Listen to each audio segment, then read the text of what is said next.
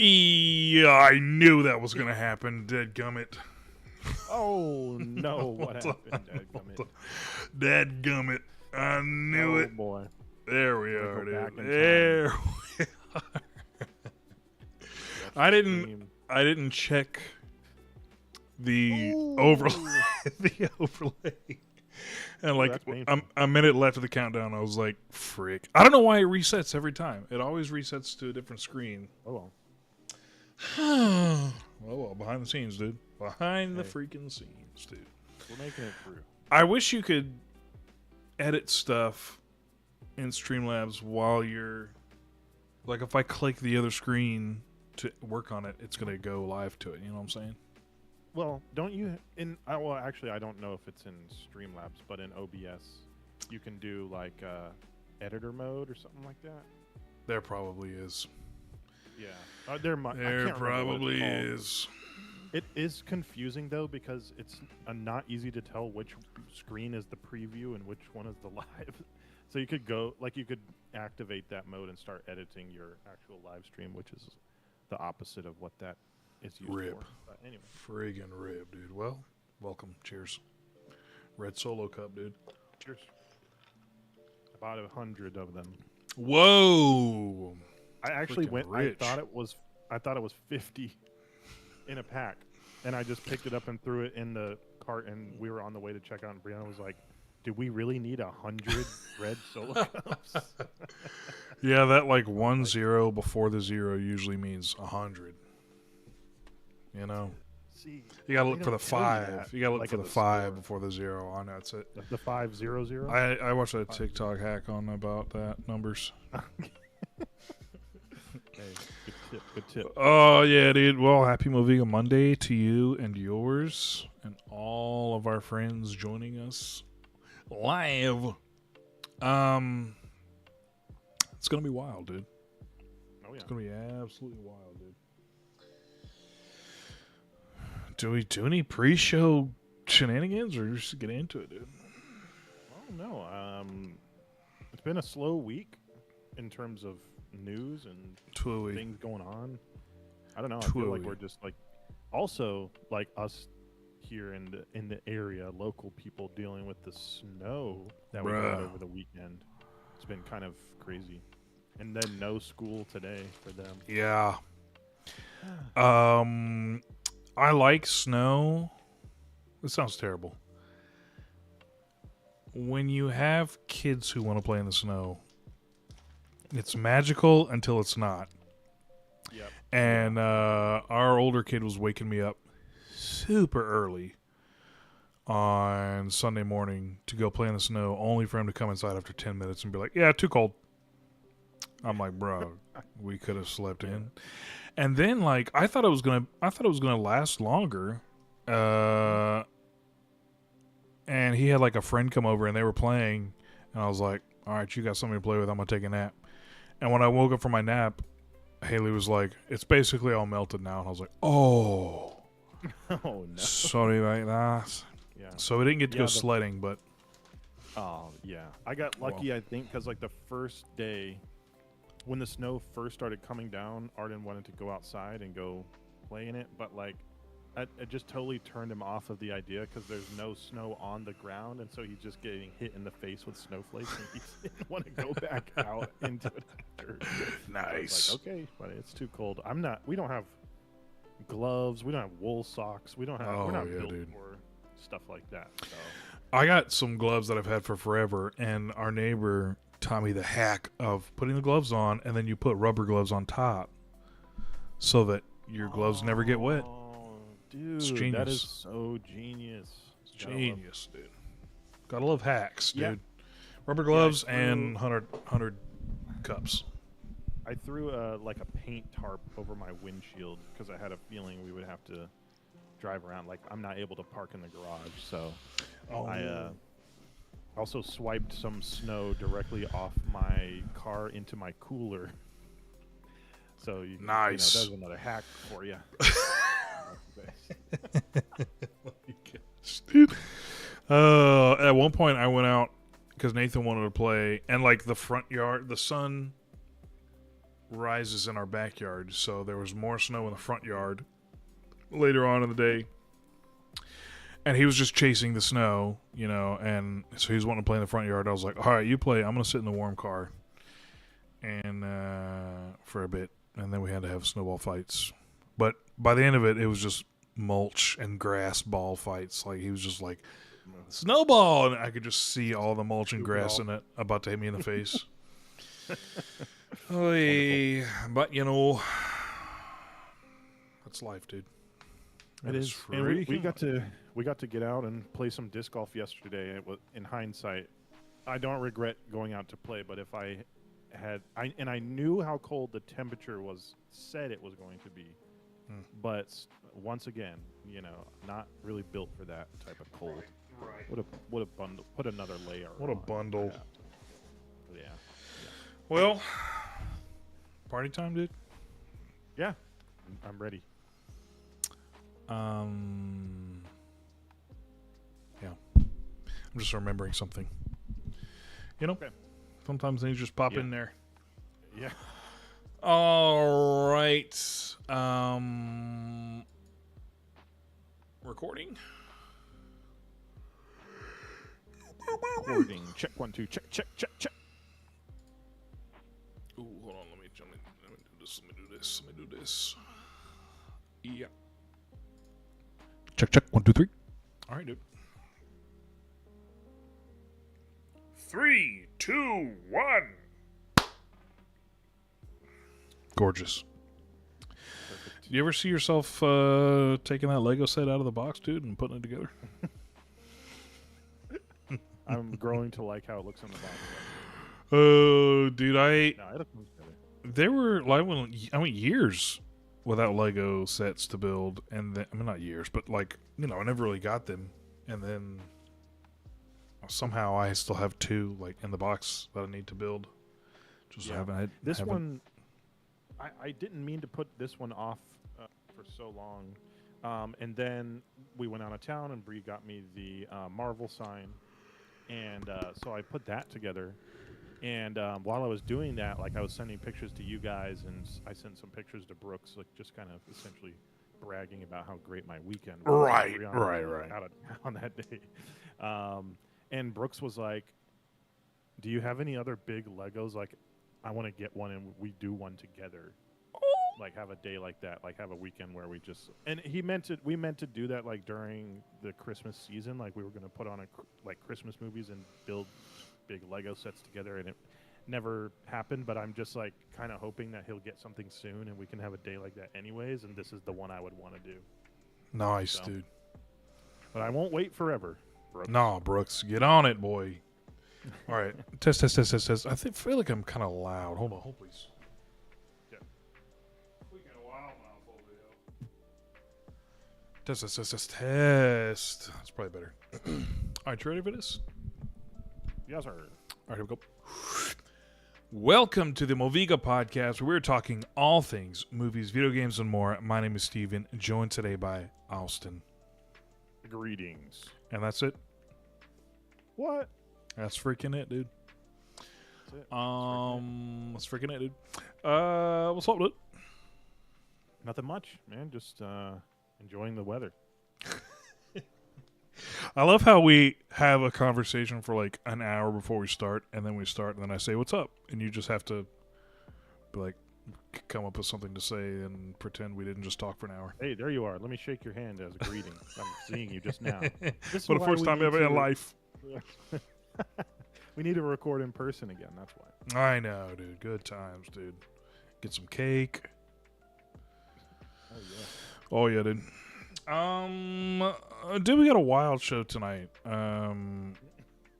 It's unhinged. Probably gonna be unhinged. Austin's got his red Solo cup. 100 of them. For those of you that are watching. A little pre-show. I learned, a little callback. I Little learned callback. a tough lesson, so y'all better go check the YouTube. Yeah. If you're not watching live, go check the YouTube VOD. Go subscribe to our YouTube channel, youtube.com/@Moviga Podcast. We'd love for you to join us live every Moviga Monday at 8 p.m. Eastern. Shout out to the chat. What up? But if you can't do that, can't make it, you're not dead to us, technically. We still appreciate you. If you're just listening to audio, follow us on Spotify, Apple Podcasts, all in places. Audio goes live every Friday. Give us a like, share us with your friends. We'd appreciate it. But go to movigapodcast.com, dude. All the links you'll ever need in life are there. YouTube, audio stuff, social media at Moviga Podcast on Instagram or Facebook, and Discord. Hop on the Discord, be a part of the conversation. Haley, we just got a car, so we're like watching the funds more than ever right now. And she was like, "What is MC Pro hosting?" And I was like, "That's that Minecraft server. I pay for it. I haven't played in 2 years, but so somebody hop on the Discord and play Minecraft, so it's worth the money that I spend on the server." Still there, dude. Moviga Springs, or downtown Moviga. I forget. Oh, I can't remember. Need to revisit it, dude. Dude, I kind of want to play Minecraft. I'm not gonna lie, dude. I need to get you back into it. I need to get you on a train. You played it for a bit. Were you just not feeling it? Yeah, honestly, I just wasn't feeling it. There's almost like just about everything about Minecraft I love aside from actually playing the game. Like, I love the aesthetic. I love that it's a survival game. I love the music so much, and I love that it's an infinite world of possibilities. I just don't really enjoy playing it that much. Dang, that's how I feel about Arc Raiders. I love everything about it, but like playing it, so I guess I hear that. I mean, I'll say this: like, I love watching Arc Raiders content. I'll have somebody stream going pretty much all day, especially while I'm working, and it's just on my other screen or whatever. And sometimes I'm just not in the mood these days. But it is nice to have like new quests to do, and that's and I'm so like entitled for saying this, but finally there's something new to do. The game's only been out since essentially the end of October, and like I'm already wanting more things to do. Like, that's so selfish. Selfish. You're literally selfish. But it is what it is. There's only essentially the game has there's a very linear gameplay loop in this game. That's the whole point. You just go into a raid, do your thing, and then get out.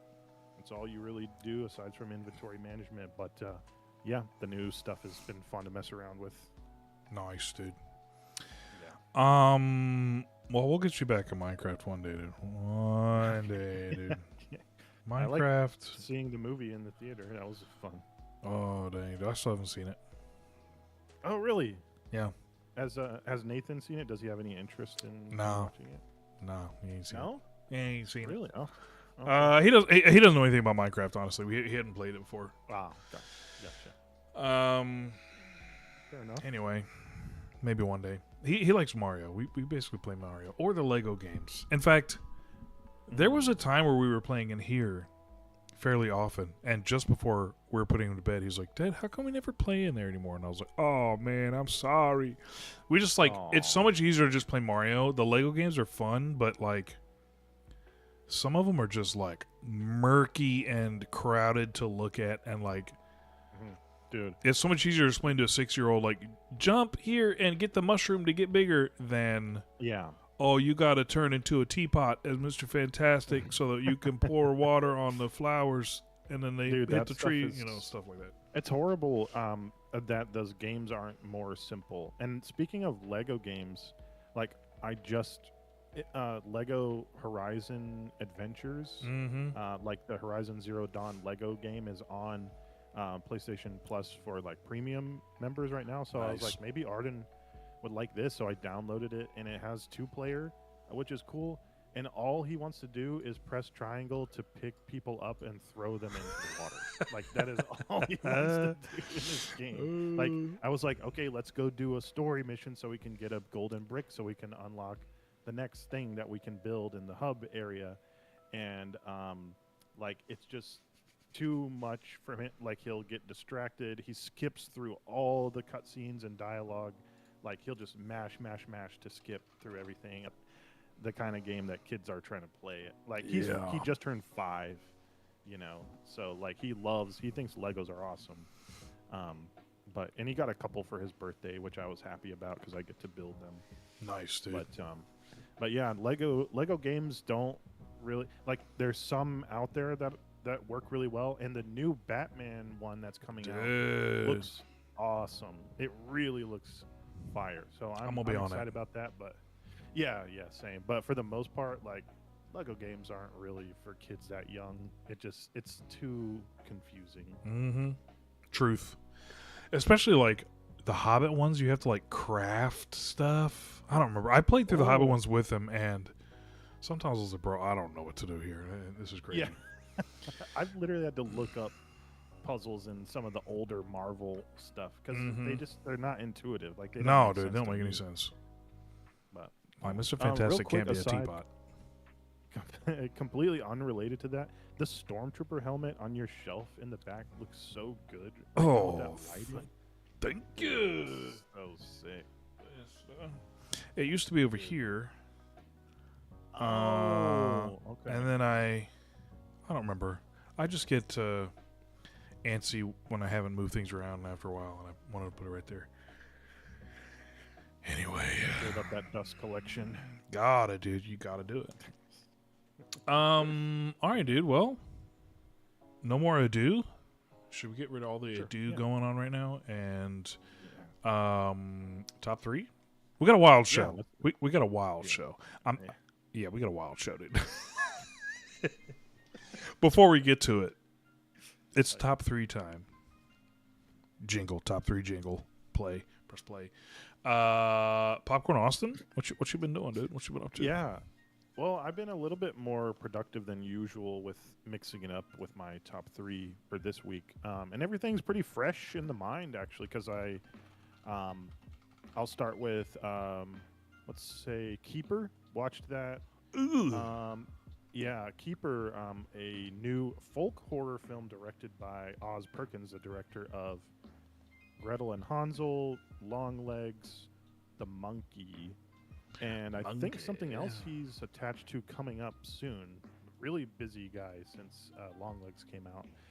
But anyways, watched that the other day. I think that was Saturday night we watched, and it was really good. I didn't know what to expect because I only watched one trailer, and the description of the movie, if you read it, it makes it seem like the two main characters in this movie like know each other a lot better, because the premise is like they're going on an anniversary trip, quote unquote, to like a cabin in the woods, but this is their 1 year anniversary of dating.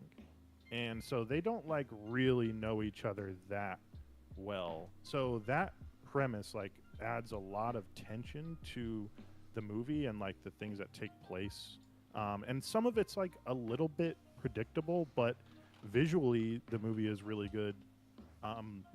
Uses a lot of like, I don't know, what do you call this, but like when you have like layers of stuff on top of each other, like when you can see like the faded version, like this is so hard to explain for me. I'm not like much of a film guy like you, but it's like you can see another like frame on top of the main picture, and it's like something going on that's like supposed to like represent, like for example, there's a part where the main character, played by Tatiana Maslany from She-Hulk, of She-Hulk fame.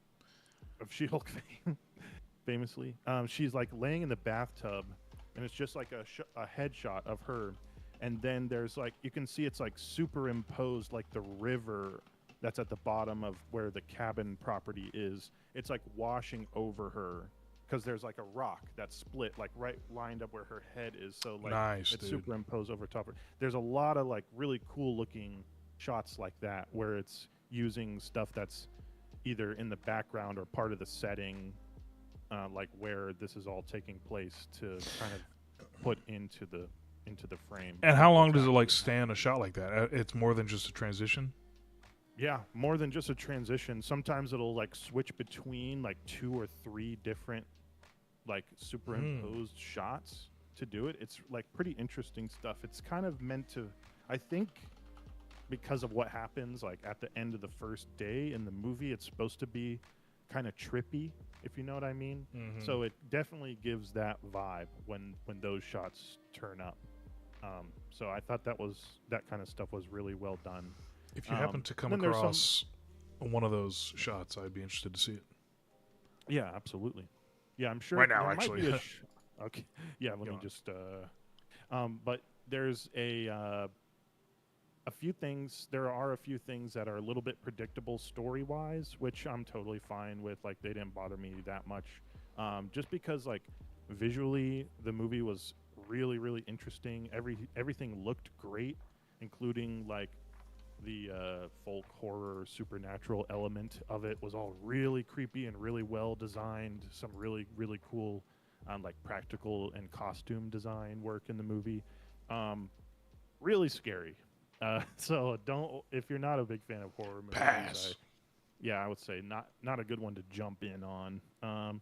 But it was really good. I really liked it a lot. And the guy that plays like opposite of her is Kiefer Sutherland's brother, which I didn't realize. Oh. He had a brother, but I was trying to look this up before to see like what he was in. And I think it's like some things that I've seen before, but I did not. His name is Rossif Sutherland, and he was in. It's like Oh my god! it's like they like the name Joseph, but they're trying to stick with our names or something. Just name him Rosef. Let's see here. He was in some of the orphan movies, like some bad horror. He was in Possessor, which was directed by David Cronenberg's son, which was pretty good. The Con Artist, Three Pines, River, 2015, Murder in a Small Town.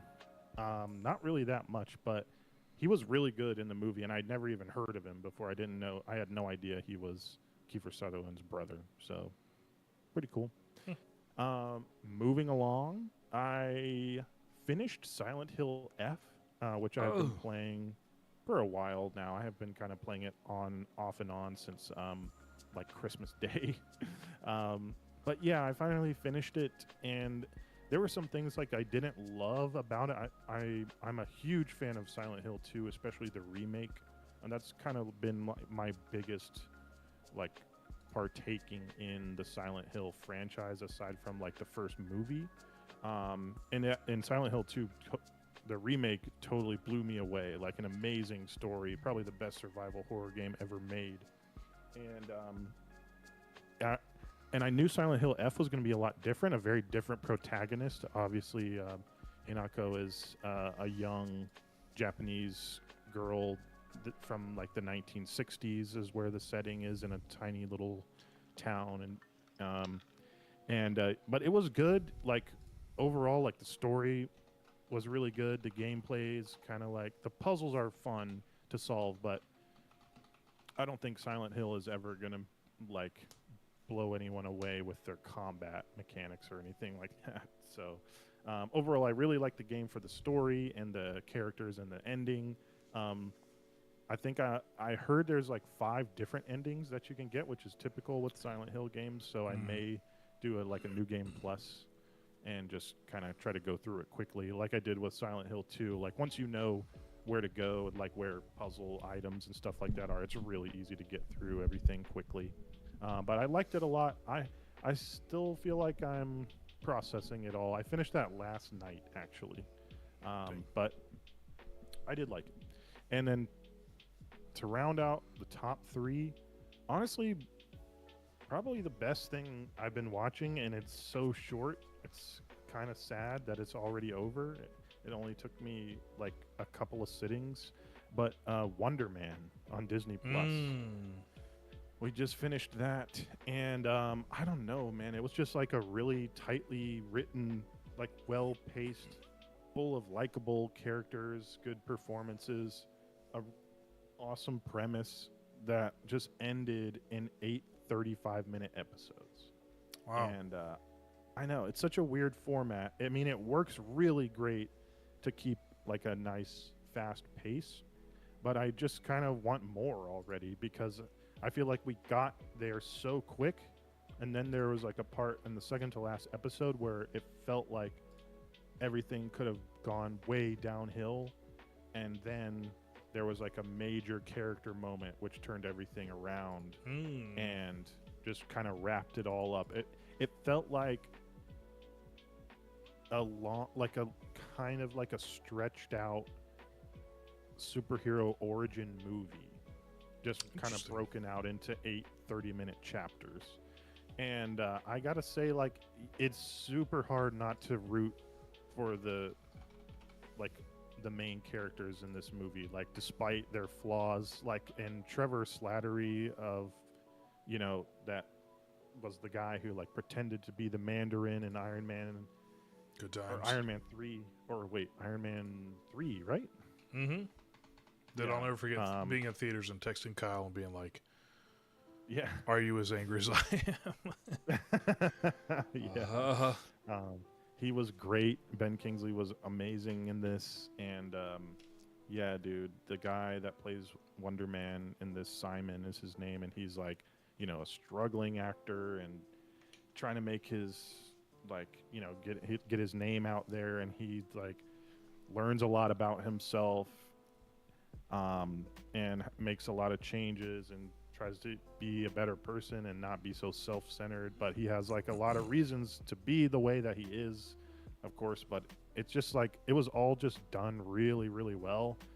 I mean, I don't know, probably the best thing I've watched on Disney Plus that I can think of recently. Like, it's just really well made, like really well done, really well acted. It all feels natural, and you just really want to root for the main guy. Like, it's just really, really good.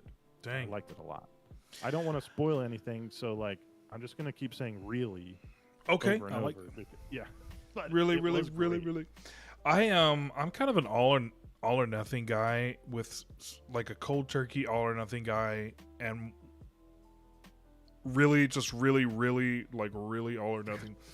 And when I have fatigue of a franchise, I'm just not even gonna bother with it anymore. So it's like, it's harder for me. If I was enjoying the MCU so much, I probably would have already watched this. But since I'm like so fatigued, I'm just kind of like, ugh. Yeah. I don't want to. It's like, I don't know, dude. It's. I can't think of any words tonight. But it's like, if I'm not experiencing the MCU as a whole, it feels weird for me to just like get a little bit of it here when I know it's all connected. It's probably like an OCD thing of me where I'm like, oh, I can't watch it unless I can watch all of it. You know what I'm saying? Yeah. Yeah, I hear that. And you were asking me like not long ago, like when I told you we had started it, like how connected it felt to the MCU. And it really doesn't feel like it at all until the very end is when it kind of wraps ties back into, I mean, I guess kind of not what's happening now, but will certainly be happening at times that were like probably where we all expect it to. Which I was completely fine with. It feels so separate from the MCU. It really could just be its own thing, and not tie in at all. But it does. It definitely does. Like, especially towards the end. Man, I don't know. I don't know, dude. It's just a really nice story. It feels good. It has a good ending. I mean, the character is like I said, it feels like an origin story, like a superhero origin movie. Yeah. But that's where it ends. It ends at the same point where like the character is like stepping into their role now as this superhero. So there's obviously much more to come. But it did feel really tightly wrapped in terms of its own story. Sick. I feel like it's so rare to hear, like you were like, it's probably the best thing I've seen on Disney Plus in a while. I'm like, dang. I feel like I haven't seen anything. Like, Disney Plus has become just watch old Disney movies on, as opposed to like see the latest thing. You know, like when it first came out, it was like all the new Star Wars stuff is going to be there, all the new Marvel stuff, and now it's just like, sad, yeah. dude. And Sad. I when we did our year-end wrap-up, I was really disappointed in myself. And Brian mentioned it, but I forgot. Like, Andor Season 2 came out on Disney Plus last year in 2025, and it was phenomenal. It was incredibly good. But I think that's as far as that goes. Like, that's Andor as being as good as it was just a prequel to the events of Rogue One, and now it's over. And and of course you can appreciate it for how great it was, like how well made it is, how well acted, how well done everything was. But it has nothing to do with the future of Star Wars. You know, this Wonder Man, on the other hand, has a lot to do with the future of the MCU. So I just feel really high on it right now. It's like I thought it was great. All right, I'm gonna watch I highly recommend it. Yeah, I would say watch it, and like being able to watch literally, I think all the episodes are 35 minutes long, including the credits. So it is it goes by so fast. I need a quick show right now because like we're watching Fallout, and sometimes by the time we like sit down, it's like, it's too late, dude. We can't. We don't have time. So that's good to know. I hear that. That's good to know. Yeah. That's gonna wrap up my top 3. Kind of solid. Like I really enjoyed Keeper. I'm really glad that I finished Silent Hill F, and I liked that a lot. Excited to go back for New Game Plus. And then Wonder Man was awesome. I will say I was waiting until I beat Silent Hill F before, because I got another game for my birthday, the Metal Gear Solid Delta, the remake of Metal Gear Solid 3. So I did install that and played about an hour and a half or so today, but I'm not going to say anything about that yet. But I'm excited to play some more Metal Gear. It's been a long, long time. I think Phantom Pain must have been the last thing that I played from Metal Gear, and that was when... That was the last... I mean, that was the last... I guess they're not making any more once Kojima left, right? Yeah, I mean, aside from remakes... Yeah, aside from remakes, probably nothing new for... Is it because they don't have the rights, or because they're like, we're not even going to try it without Kojima? I think it's a rights thing, because if I'm not mistaken, like he's like the creator and storyboarder. Like he made that universe, like even from back in the day. Yeah. So I think it's like his thing, but I don't think he can make it, or if he could, I think he's just too focused on Death Stranding. And then whatever the new game that he's doing with Jordan Peele. Is he still doing something with Jordan Peele? Yeah. Okay. Yeah, supposedly. Yeah, supposedly. Allegedly. So there's there might never be a new Metal Gear Solid game. But this remake, it's a ground up true remake, not a remaster, which I prefer. Definitely prefer that. Like a brand new engine. The only thing that they kept was actually the voice acting and dialogue, aside from the story. Like they kept all the original voice lines in the game, so they didn't redo any of that like they did with the Silent Hill 2 remake. That was all completely redone. But yeah, they kept all the original voice lines from Metal Gear Solid 3 for this remake, which is cool with me. No complaints. Nice. Yeah, that's it. That is it for me. So we'll popcorn over to Steven's room, all over his floor, getting in the carpet. Oh boy, classic Austin. Won't he do it? Oh, come on. Hey, won't he do it too? Whoa. I'm still finding popcorn in there, dude. Okay.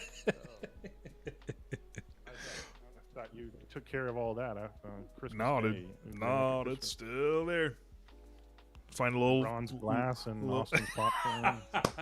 Yes, oh, inside jokes that literally nobody knows what we're talking about. Me personally, I'm gonna do a top 4 since we're vibing, dude. Still watching Fallout. I think we've watched 5 or 6 episodes. I think there's gonna be 8 total. Okay. In fact, I'm pretty sure they released all of season 1 on YouTube for free leading up to the finale. So if you don't have Prime, go watch it on YouTube. Yeah. That is so worth it. Like that is an easy recommend. If you have YouTube, go watch Fallout season 1. It's phenomenal. It is so good, dude. Video game adaptations are like historically, infamously terrible. The quality is like every single one of them. The best of all of the others gets like right here. Fallout's like a giant gap. Just for those who don't know, Steven has not watched The Last of Us on HBO Max. Oh, I forgot about that. However, I'm not going to say outright that it's as good or better than Fallout in terms of an adaptation, but I will say season 1 is incredible of The Last of Us. The weird thing, the thing there is like, it's almost like shot, maybe not shot for shot, but it's like No, yeah, the game. I see what you're saying. Yeah, And Fallout's you're right. like its own story for the most part, which like True. you could say either one, 6-7. You could say either one. There's pros and cons to both of those, I guess. True. True. Yeah, I get that because like you're right. It is essentially a shot for shot remake of The Last of Us, the video game, which for better or for worse, they tried to make it as accurate as possible to the game. With a game like that, where there is like a really scripted, written out story, that's kind of what the approach you have to do is either that or a spin-off.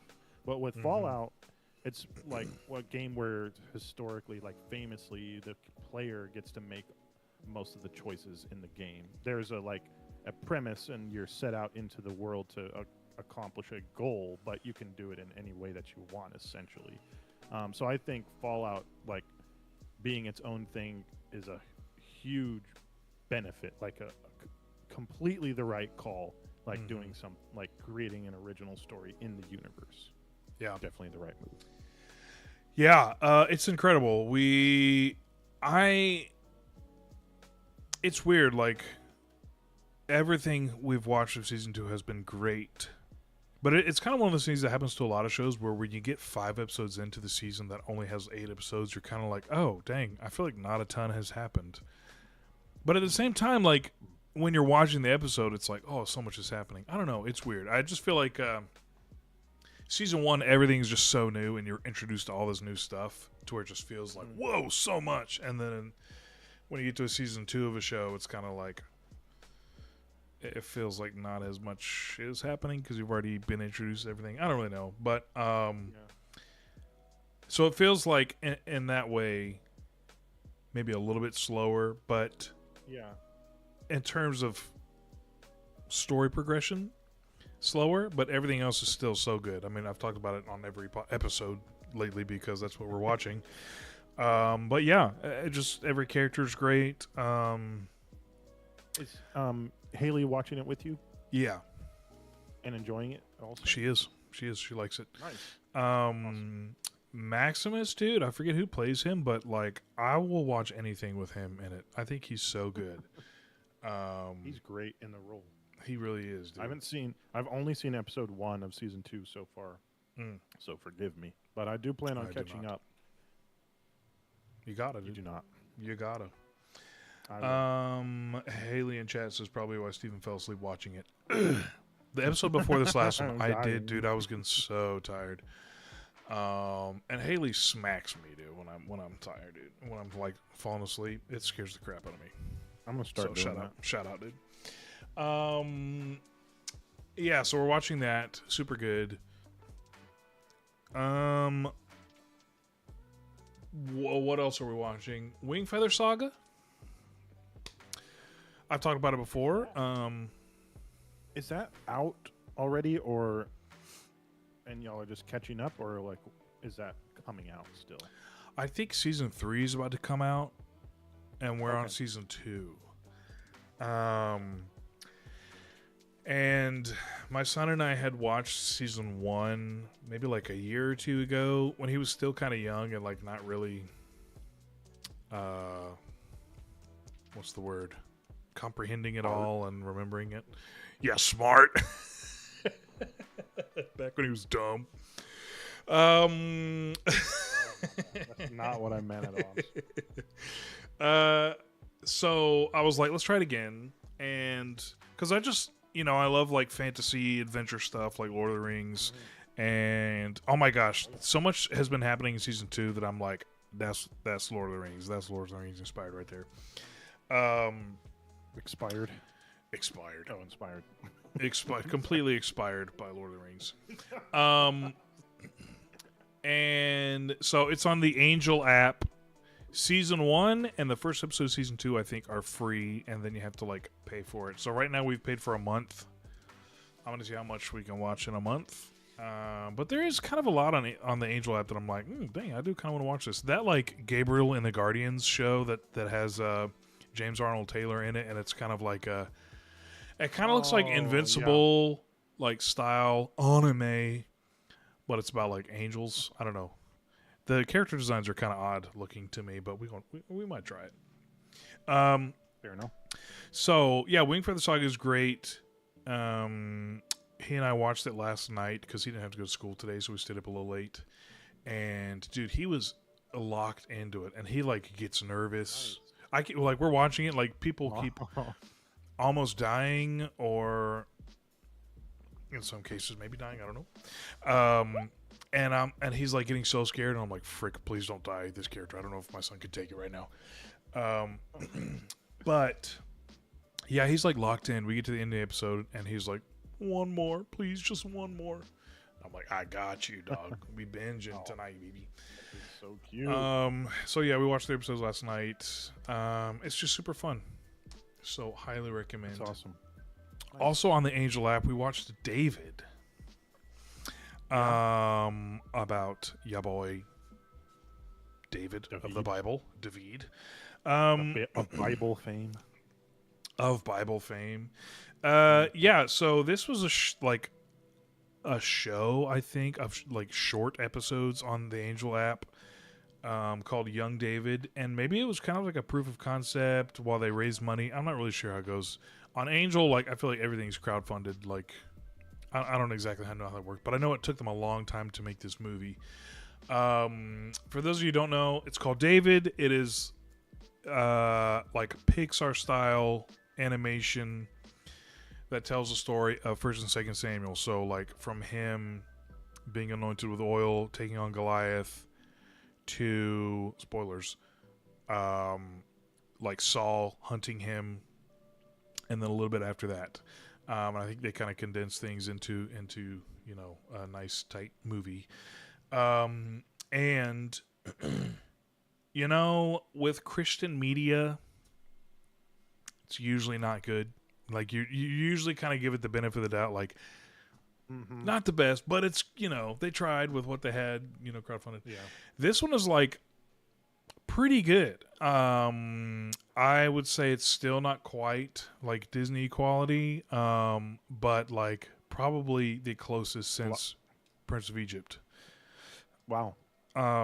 We saw King of Kings in theaters, and this is like miles ahead of King of Kings IMHO. And King of Kings is the one that like made a ton of money, and I think did it come out around Easter? Probably. And it was about Jesus, I think so. like that. Yeah. Obviously that makes sense. It did. Yeah, I thought so. This one was in theaters, and I remember seeing like promos like the #1 family movie in the world right now. So, but it came out against like Avatar and stuff, I think. So obviously it wasn't gonna crush at the box office. But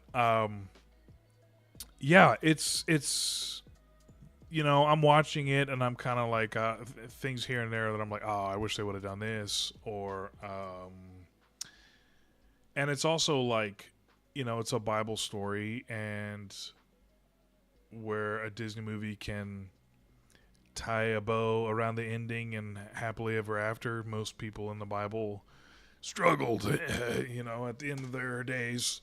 So David had quite a tumultuous life, and but they don't shy away from it. Like they show some stuff, but they also like to avoid some stuff, they just don't show it. And it kind of like, I'm like, dang, like in my head, I'm like, I wish you would have had a shot of this to at least like have an emotional connection to like, I'm like sitting here trying to not spoil the Bible, but Saul hunts him. Right. Saul, it's not a happy ending for Saul.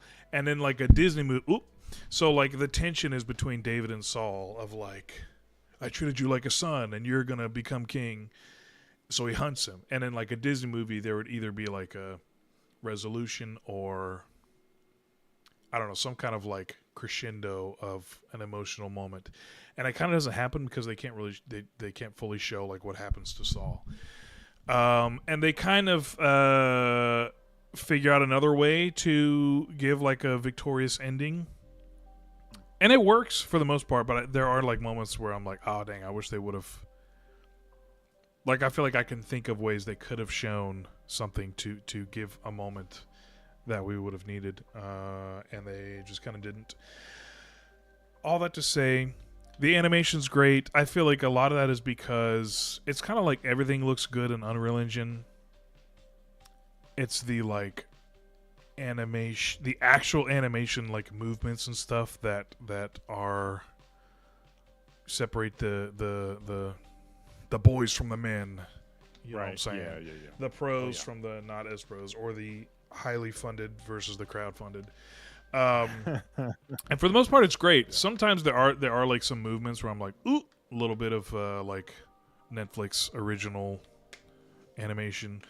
I hear that. But if I remember correctly, a lot of these people came from like big studios, so it's not perfect, but like it's pretty good. And the music, it's got Phil Wickham is the voice of like older David. Oh, nice.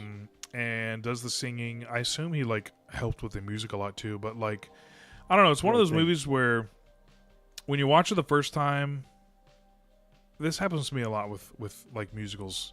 I watch it the first time and I get to the end and I'm like, none of those songs were like super memorable to me. And then I watch it a second time and I'm like, oh shoot, like this isn't as bad as I thought it was. And I'm kind of like humming some of them. Nathan's already watched it 3 times, like he loves it. So yeah, I would say the only way I know to watch it is to pay for Angel. So if you think you could utilize some of the shows on Angel, David, Wingfeather Saga, Gabriel and Guardians, there's some other stuff on there. Give it a shot. You might like it. I wish they would just like. I know they probably want to. They put it on the Christian app, brings people over to their app, but I kind of wish they would have put it on like a Netflix or something like that, because I feel like that's how movies like K-pop Demon Hunters get so big. It's like people just see, this looks interesting, and they watch it, and I could see an article being like, the top animated movie on Netflix right now is a Christian movie. So I kind of wish they would have just thrown it on Netflix for a little bit. Maybe, I don't know. But anyway. That's an interesting point. Like, yeah, I know Sony is really, really good with their animated stuff, but like nobody would have watched it if they kept it on the Sony Pictures catalog or something. Right. Them putting K-pop Demon Hunters on Netflix was the smartest thing they could have possibly done, because they had a great movie, like a really, really good movie with good songs, catchy songs in it. But nobody would have watched it otherwise, unless it was on Netflix, which probably is like the highest number of actual subscribers out of all the streaming, I would think. But yeah, probably. Yeah. But anyway, give it a shot if you can. Definitely the closest to Pixar any Christian animation has ever come that I've seen. Some of the like character designs are super good. So anyway, give it a shot if you can. Other than that, dude, I'm still playing Cyberpunk. I can't get enough of it. It's so much fun. I saw that. I saw on Steam you have quite a number of hours. Oh yeah, baby. Like 27, I think, or something like that. Which isn't a ton, but it's a lot for Steven. It is. It truly is. Yeah, I usually a couple nights a week I'll be able to play for a little bit, and dude, it's just the world is so good.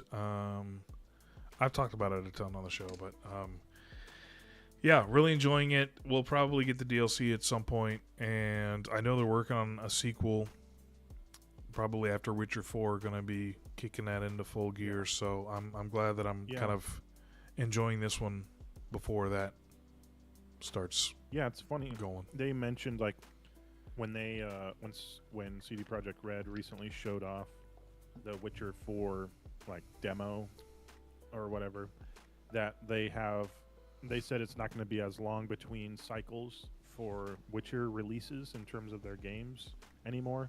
So I wonder if they're like splitting the team up between Cyberpunk and Witcher, because they said like the next 2 Witcher games after 4 will come out, within like a 6-year span, instead of having, The Witcher 3 came out in 2015, and that's now crazy. It's been, Yeah, I know. Exactly. But and of course, they were probably just hard at work on Cyberpunk during that whole time after that, besides the DLCs that The Witcher 3 got, which were really, really good. But yeah, I'm I'm wondering if they'll have to split up the teams between Cyberpunk and Witcher people, because it seems like a lot. Cyberpunk's getting like a true sequel, even though supposedly the DLC is really, really good. I never played it, but yeah, I'm just excited to see more from them, especially after everything that happened with the launch of Cyberpunk. Yeah. I think the future of CD Projekt Red is bright. It's probably like just behind the redemption of Hello Games with No Man's Sky, because they're going on freaking more than 10 years of just doing free content. And Nuts. But Cyberpunk really turned things around. I think they just needed more time, and they shouldn't have done last gen consoles. Yeah, I fully agree. I think like when Halo Infinite was supposed to launch with the Series X, and they delayed it by a full year, and that's what GTA 6 is doing right now too. But just to look at the past a little bit, Halo Infinite didn't even come out to be an amazing like 9 out of 10 or 10 out of 10 game like Cyberpunk or The Witcher 3 is now. Yeah. And like, so we can only expect, I don't know, you can only expect so much from this, but I think like with CD Projekt Red having their like redemption arc, I think that's just the best for us, like as the consumer. It's crazy that Microsoft delayed Halo a year, and like a crowd favorite passion company like CD Projekt Red couldn't. Yeah. I don't know the whole. I've watched videos, but I can't remember like all the backstory on it and the drama. But yeah, they really like tarnished their reputation after that. But thankfully, they've definitely come around and made some strides towards redemption. No, of course, no. I know what you mean. Like massive changes to the game, like fulfilling promises that they had made like before release. Just like you said, Hello Games doing Sean Murray, just like making sure that everything he ever said in any interview about No Man's Sky is finally in the game. Plus, so much more on top of that. And I think, like, in my opinion, Cyberpunk benefits way more from that than a game like No Man's Sky, where it's a survival game at the end of the day. But Cyberpunk is like a finely crafted, like world building first, story second type of game, where you have like the Night City is just like one of the best and most incredible open worlds ever made. Like it's just so dense and just full of stuff and things to do. Yeah, I'm excited to see more about that, and more Witcher is cool with me. True. I've actually never played a Witcher game, so I might have to get into it. Yeah, the Witcher 3 is really easy to get into these days. That didn't launch fantastically either, but it wasn't anywhere as bad as Cyberpunk when it first came out. Yikes. But yeah, Witcher 3, like playing, like it even has an enhanced edition for new gen consoles like PS5 and or if you play it on PC, of course it's going to be the best. But yeah, it's cool that they like when like PS5 and Series X came around, they took care to, even though they were having their struggles with Cyberpunk, they still made an enhanced edition of Witcher 3 for new consoles. So it's a really good way to play the game. Sick. Well, quick break. Yeah. All right, we're taking a break. When we get back, chick flicks approved by dudes. Stick with us. I'm gonna check my Blu-ray shelf and see if there's any I forgot. Hold please. Chick flicks. I was gonna write down some of these. I was looking at the list from GoodHousekeeping.com. 63. Was it 63? 63 best romantic comedies of all time. A lot of these movies I've seen. I'll just preface. I have 6 sisters, and a lot of these movies came out before everyone was out of my parents' house when we were all still together. so I've seen a lot of these movies. What a sicko, dude. Dude, I've seen a lot of them. Some I haven't seen, but I got my. I was gonna do like top 5, but then I saw some other ones. And I was like, oh yeah, let me include that. So we'll just say a few. Yeah, of we your can just top. talk about them. I mean, Few there's of your some on top. this list. Like, I'll just have to ask you if some of these even count. I know some of the ones I saw. I'm like, that ain't a chick flick, bruh. This is an Bruh. Edgar Wright film. What are you talking about? Oh, a little bit. I can see that. Yeah. I assume you're Yeah. talking about Baby Driver.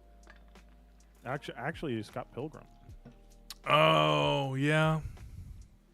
I guess. Yeah. I mean, Michael Cera's not really like a Gerard Butler in P.S. I Love You from 2007. Wow, dude.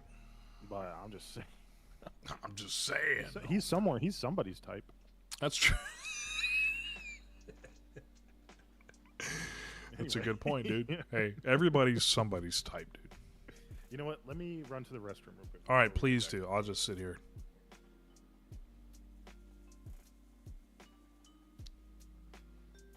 What do you guys want to talk about while he's gone? I'll show my childhood wallet that my mom brought. And she was like, maybe you could let Nathan use it. And I was kind of like, I might use it, dude. I got anything in here? Nope.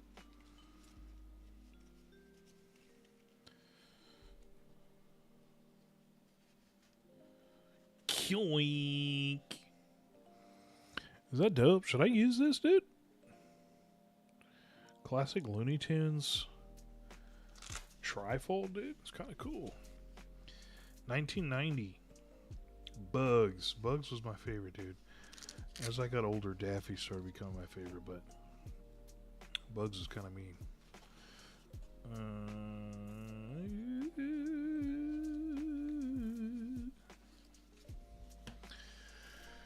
Oh, glory. All right, let me get my list up here.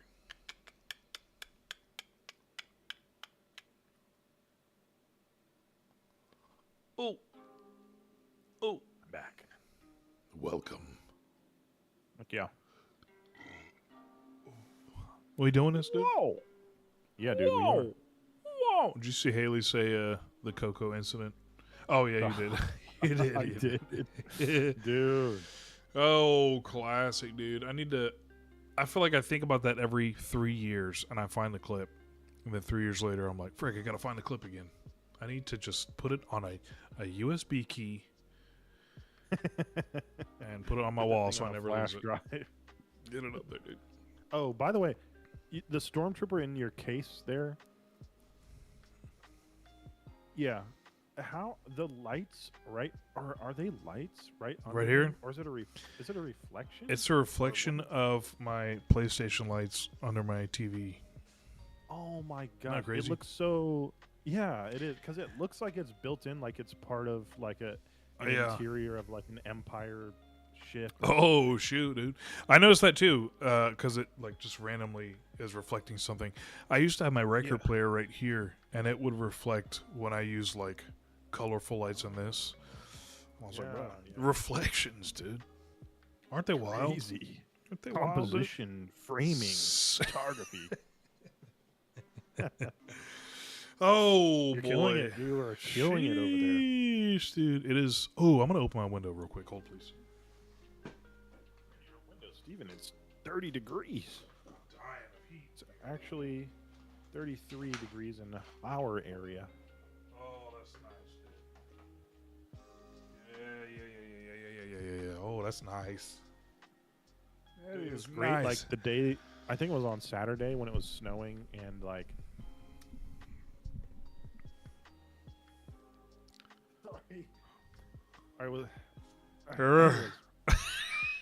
I opened the window. I never even opened the blinds in this room, just because like I don't really care to.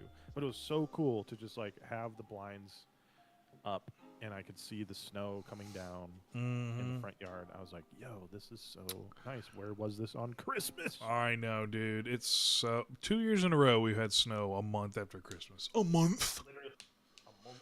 A month. Sad. Sadness. Dude. Better late than never. Truth.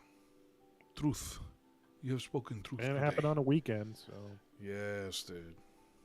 gotta be happy about that. Gotta be happy about that, dude. Yeah. All right, party time. Yeah. Here we go. Welcome back. Thanks for sticking with us. Guys, Valentine's Day is coming up. But we got you, dude. For all you dudes out there, we got you, dude. Chick flick. It's chick flick season. I don't even know if you're allowed to say chick flick anymore, but I'm saying it, dude. Canceled. Cancel me. I don't care. Cancel me, chat. Go ahead and cancel me. Listen, I'm a lover of all movies except for horror movies. What? Yeah. And Don't worry, dude, you there's guys some. covered No, dude, he don't answer anything. There's some decent chick flicks out there. We're gonna call them romantic comedies, so I don't think we canceled it. And I got several, and Austin's got several. They may even overlap. We don't know. This is live, okay? This is live. Anything This can is happen. live. Anything can happen, dude.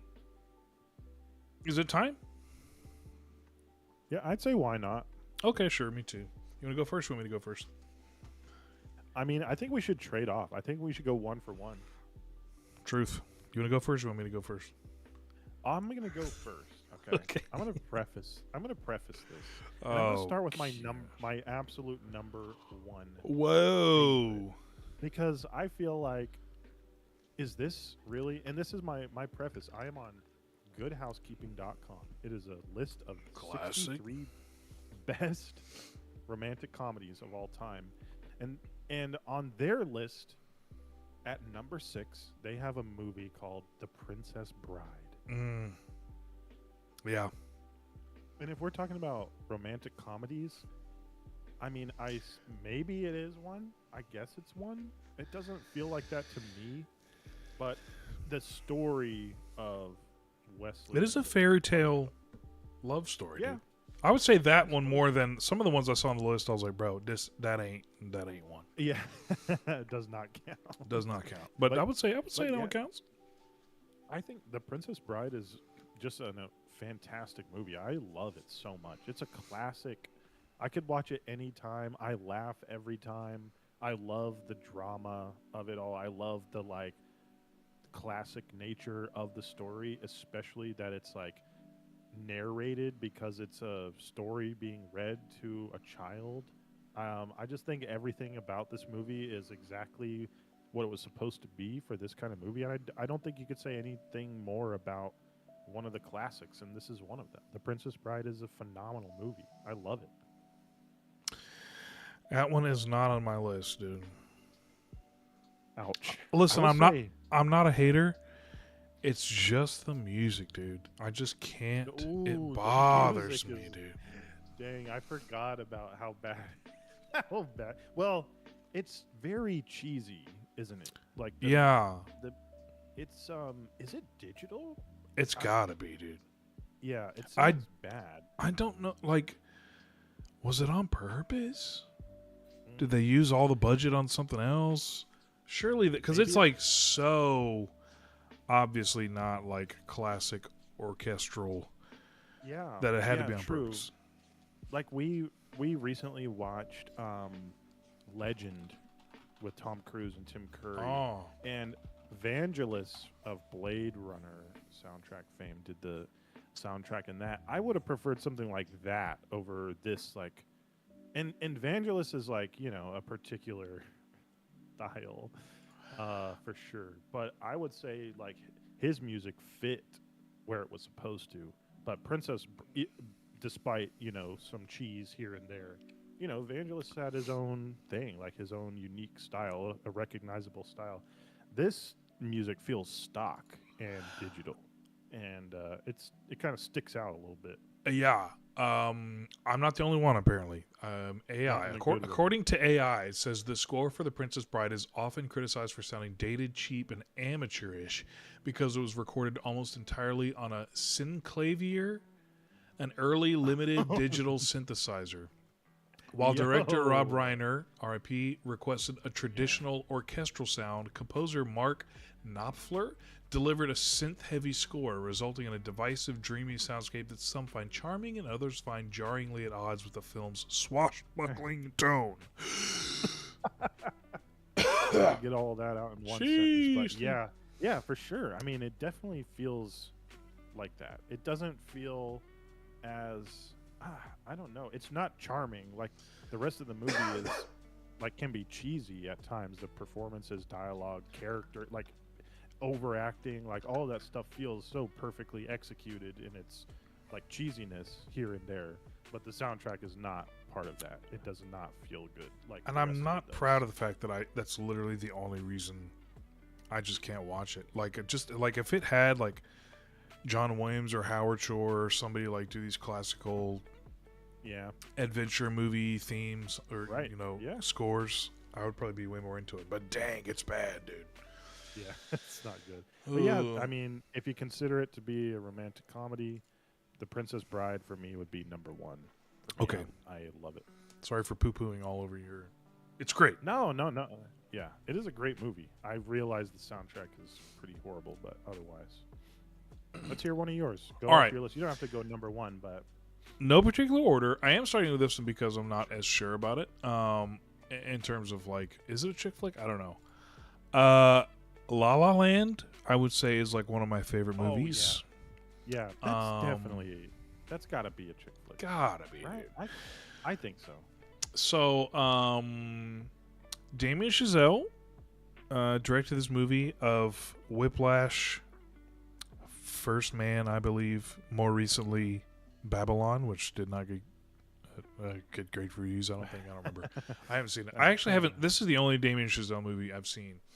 And I always heard about it.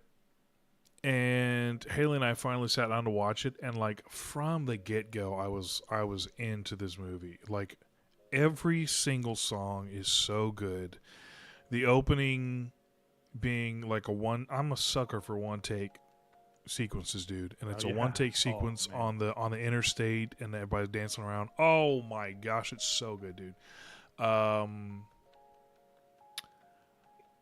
It's definitely in my top musicals, if you would consider it a musical. Go ahead, Austin. I mean, I was just gonna say, an incredibly well made movie, just overall. Yeah. I mean, just you see those clips of like what went on behind the scenes, how they shot certain scenes, and like the camera operator like getting a tap on the shoulder to like swivel around and go. Yeah, dude. From the piano to the dancing, and like just awesome. Just very awesome, creative, well made movie. Yeah. Creative camera work and just like showing the dazzling, just like vibe of that whole world. Yeah, it's great so chemistry good. Between the leads, 100%. I would say Ryan Gosling so and Emma Stone. Yeah, and it's kind of a movie about them. Ryan Gosling is chasing a career in music. Emma Stone's chasing a career in Hollywood. And yeah, it's about their two passions, and yet their passion for each other. It's very good. I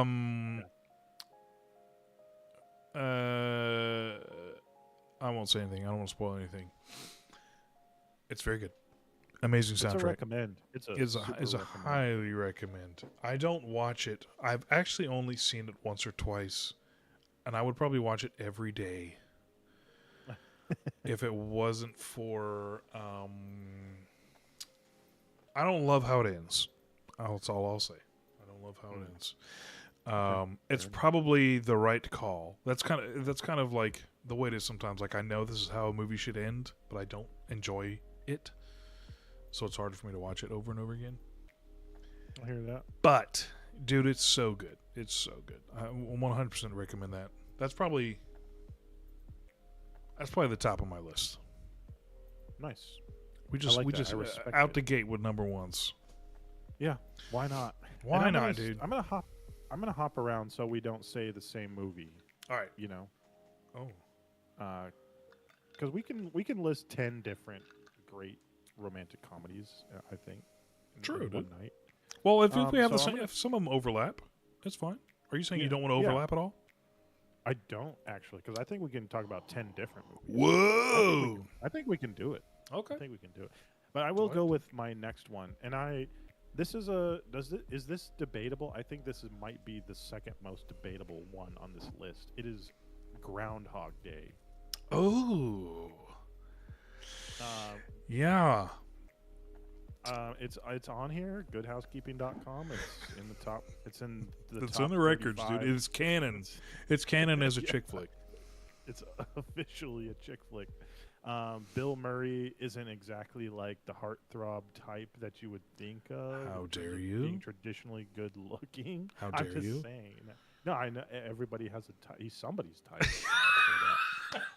But anyways, I love Groundhog Day, dude. This is like one of my favorite comedies, and I think I've said this before.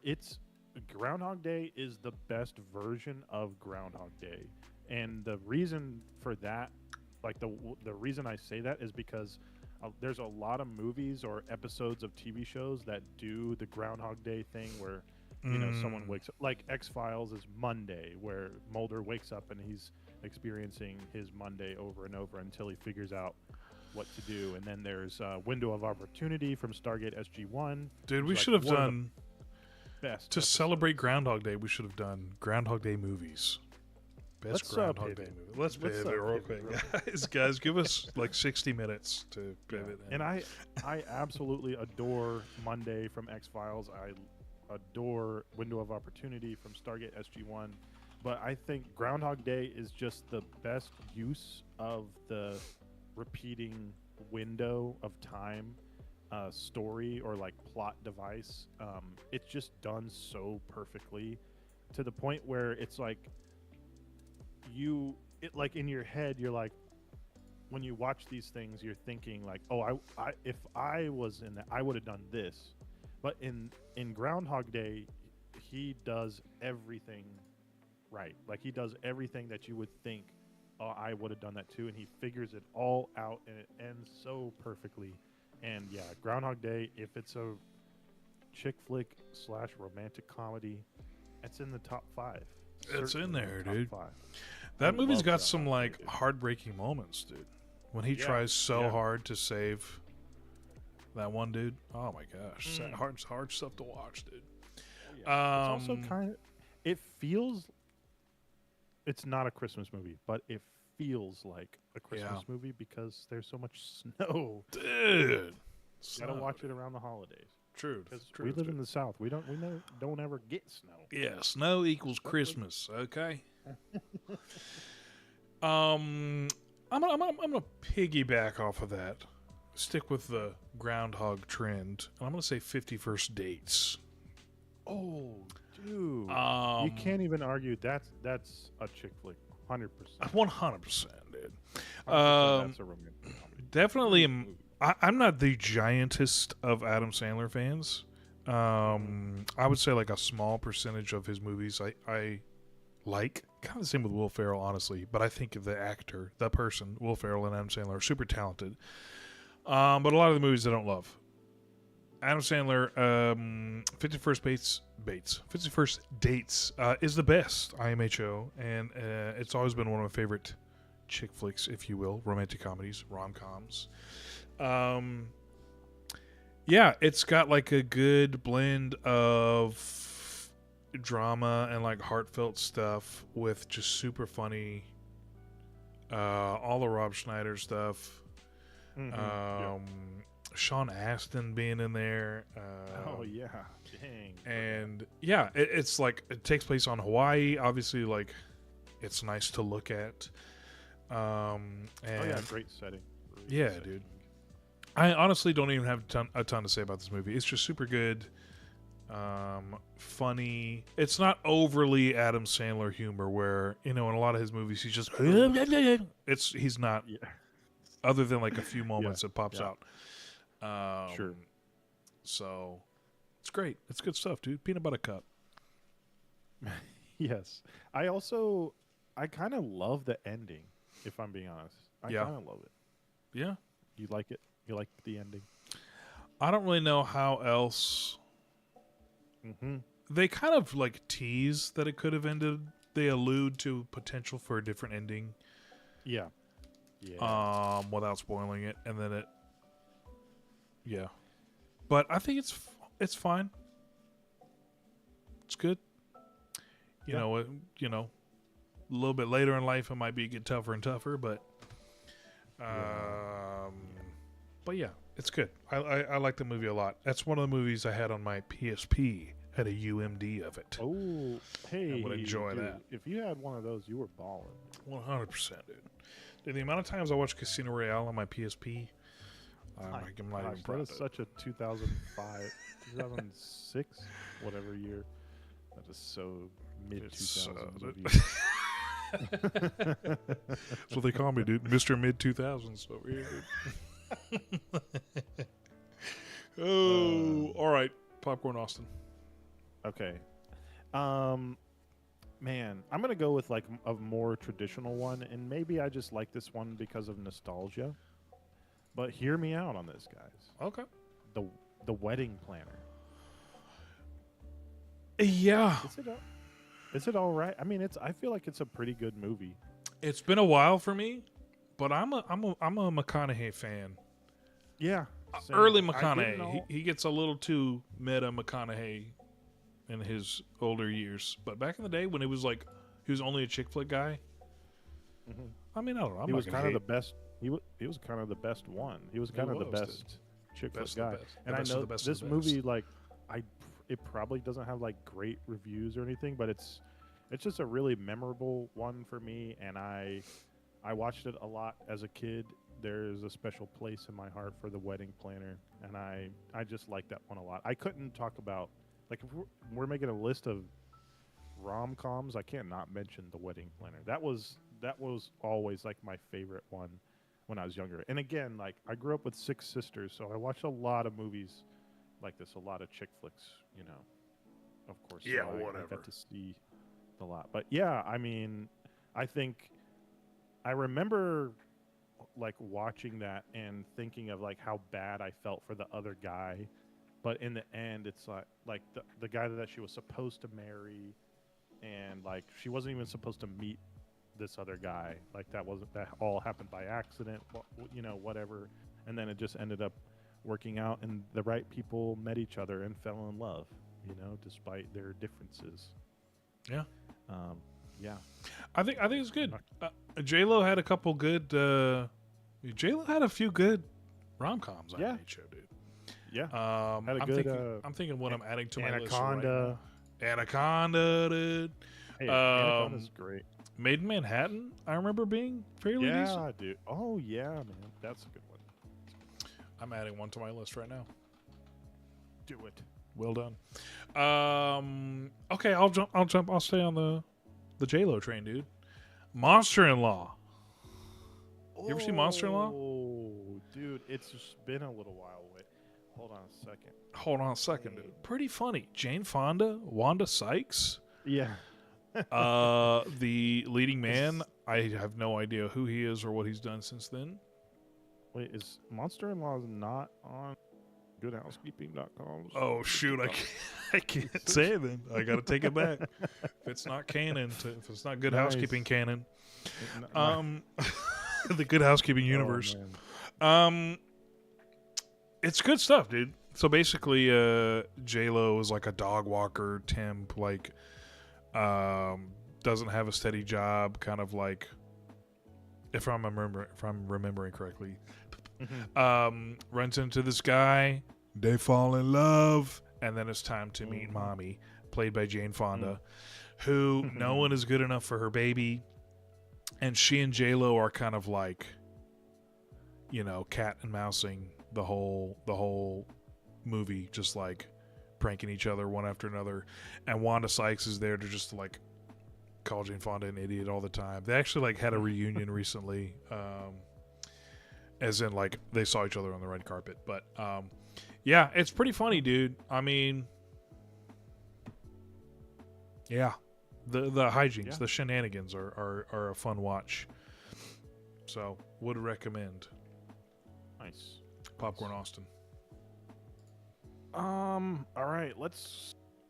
This one would probably be higher up on my list, but it's actually a Christmas movie as well as a rom-com. Why? Love Actually. Ever seen? Not a fan. Not a fan, dude. Oh no, really? Don't like Love Actually? I get it. Maybe people would Yeah. say I don't get it if I don't like it. But I just when you boil it down to like each individual story, like none of the stories are super interesting to me. They're all there. Don't have me poo poo on your movies. No. They're all there, and then like at the end, it's like that person is that person's coworker, and we're supposed to like be like whoa. But like for me, it's just like okay, well, I mean that's not hard to write, and like Colin Firth's storyline, I remember thinking this is kind of weird. It's just like not interesting. The whole Keira Knightley one was just weird, and the dude showing up at her door.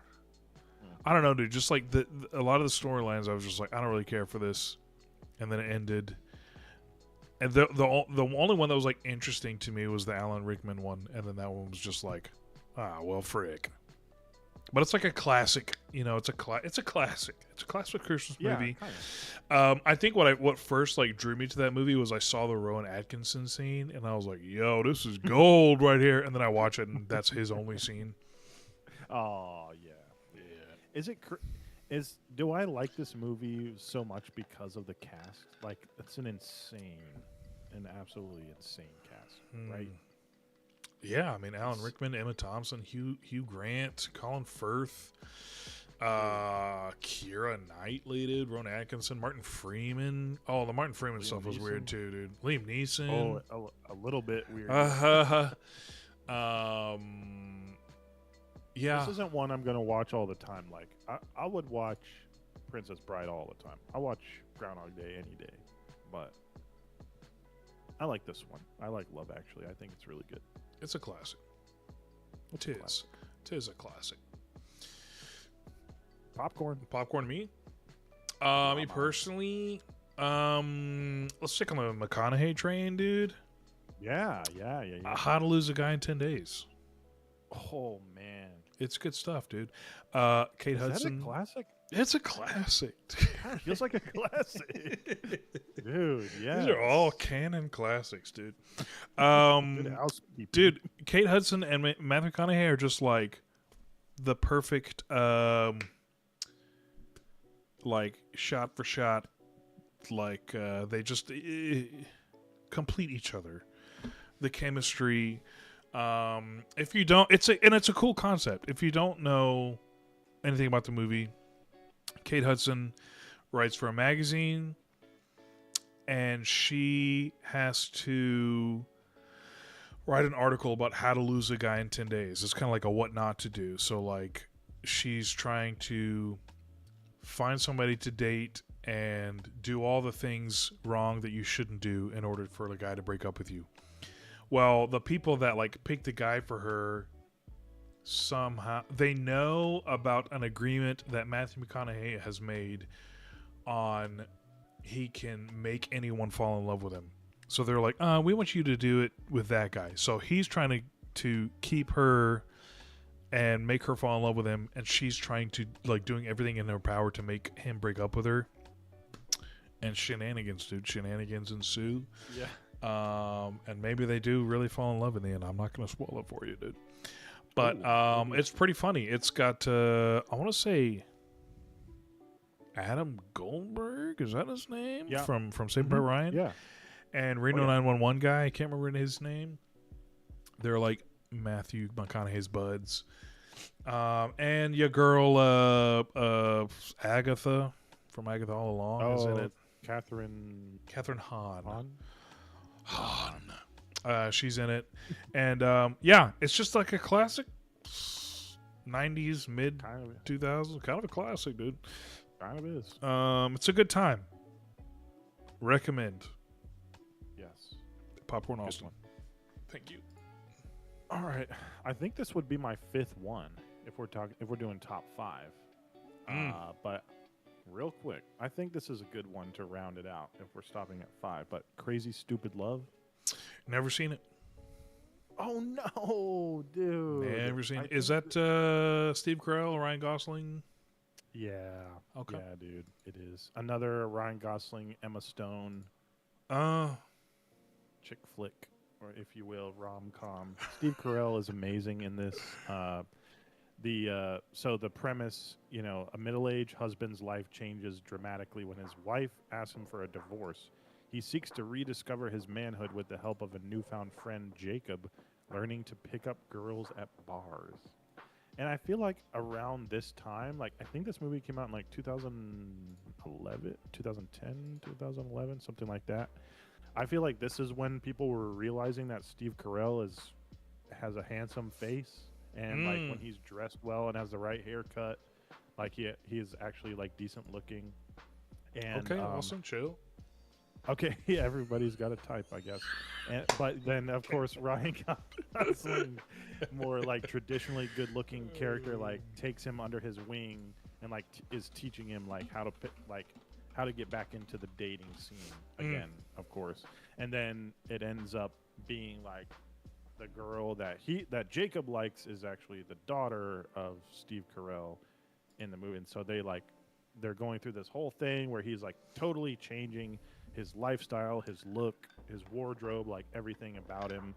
And it's all like in like him trying to get back with his wife, like to win his wife back and like stop the divorce from happening and stuff. And it just all like everything just wraps around like so perfectly. It's a really satisfying movie. It's really funny, especially the scenes with Ryan Gosling and Steve Carell. Like the part where he literally like takes his New Balances off his feet and throws them off the top floor of the mall, and like smacks him in the face and like stuff like that. It's all like really really good.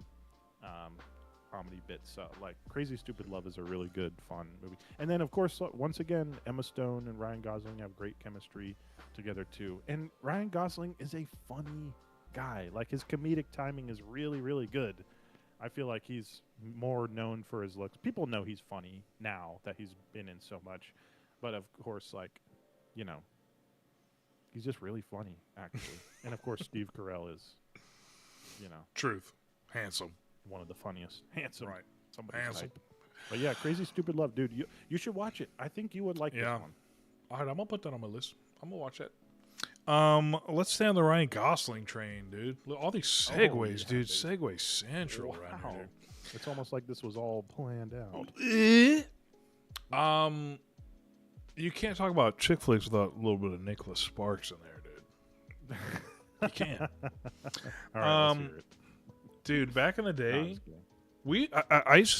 we used to see movies all the time. And when Haley and I were dating, it was like, oh my gosh, Nicholas Sparks was like, that was like peak Nicholas Sparks. It was like, Dear John, Safe Haven, is that one? The Miley Cyrus one, is that Nicholas Sparks? I can't remember. Ooh. I can't remember all the last song or something like that. It's just like one after another. But here's one that like I'm not gonna lie to you.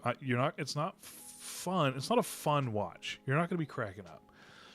But in terms of a quality movie, The Notebook is good, dude. Oh yeah, yeah. It is good, and the ending will crush you, dude. I'm not gonna say in a good way or a bad way. But you will feel horrible. You will. No. But yeah, I mean, it is, of course, like, it's so memed on because it's like the quintessential rom-com. It's like the movie that every guy is supposed to hate and every girl is supposed to love. So, of course, it's like a huge meme. But despite all of that, it's just a really good movie. It's a really well-made movie. It is, dude. Ryan Gosling's great. Rachel McAdams is great. Freaking James Garner, dude. I want to say Rosalind Williams. Is that her name? Oh, probably not. Oh, been a gosh. It's probably... It is Gina Rowlands. Oh. Adele Dazeem, dude.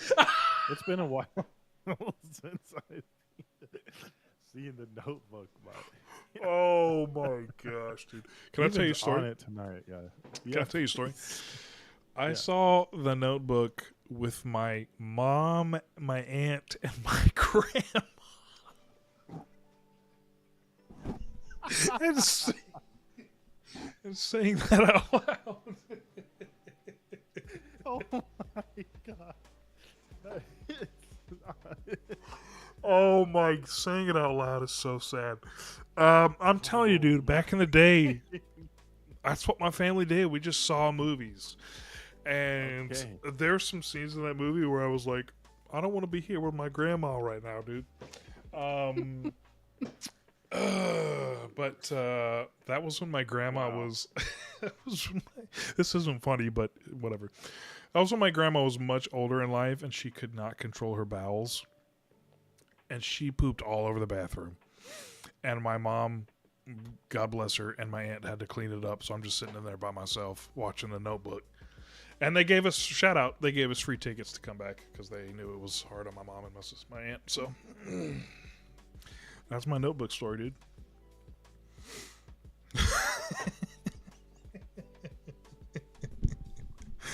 Oh, good What a times, dude. story. Good times, dude.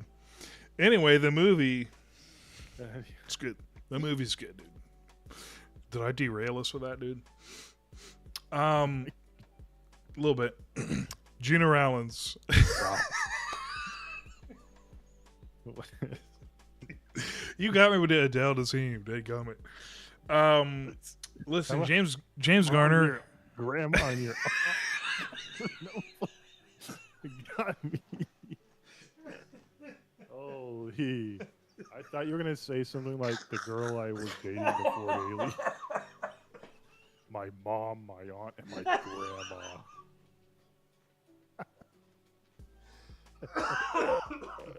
Oh boy. Dude, my window's open. I'm gonna wake the neighbors. Oh my gosh. My glasses are fogging up like crazy, dude. Okay, forget all that. Listen, Okay, this is a alright, serious list. This is a serious topic. You're right. The Notebook is a good movie. Also, James Marsden is in it. Oh, yeah. Dude, I can't wait to see more of James Marsden coming up soon. Same. Also, shot in Charleston, dude. Shout out to Charleston. Shout out. That's Shout awesome. freaking out, dude. But yeah, James Garner. That's enough for you to want to watch it, dude. He's a lovely man. And he's awesome. Let's get at it. Let's talk about something else. Popcorn Austin. Yeah.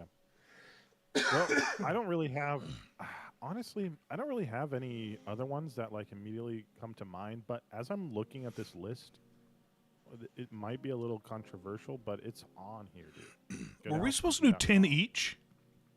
No, 5 each. So Oh. we have a 10. I think that was 5 each. Well, we're about to have just now, 5 honorable mentions because because I I'm came looking up at with this 10. list and you came up with 10. I don't know if I can come up with 10, but I will say on this list, Excuse me.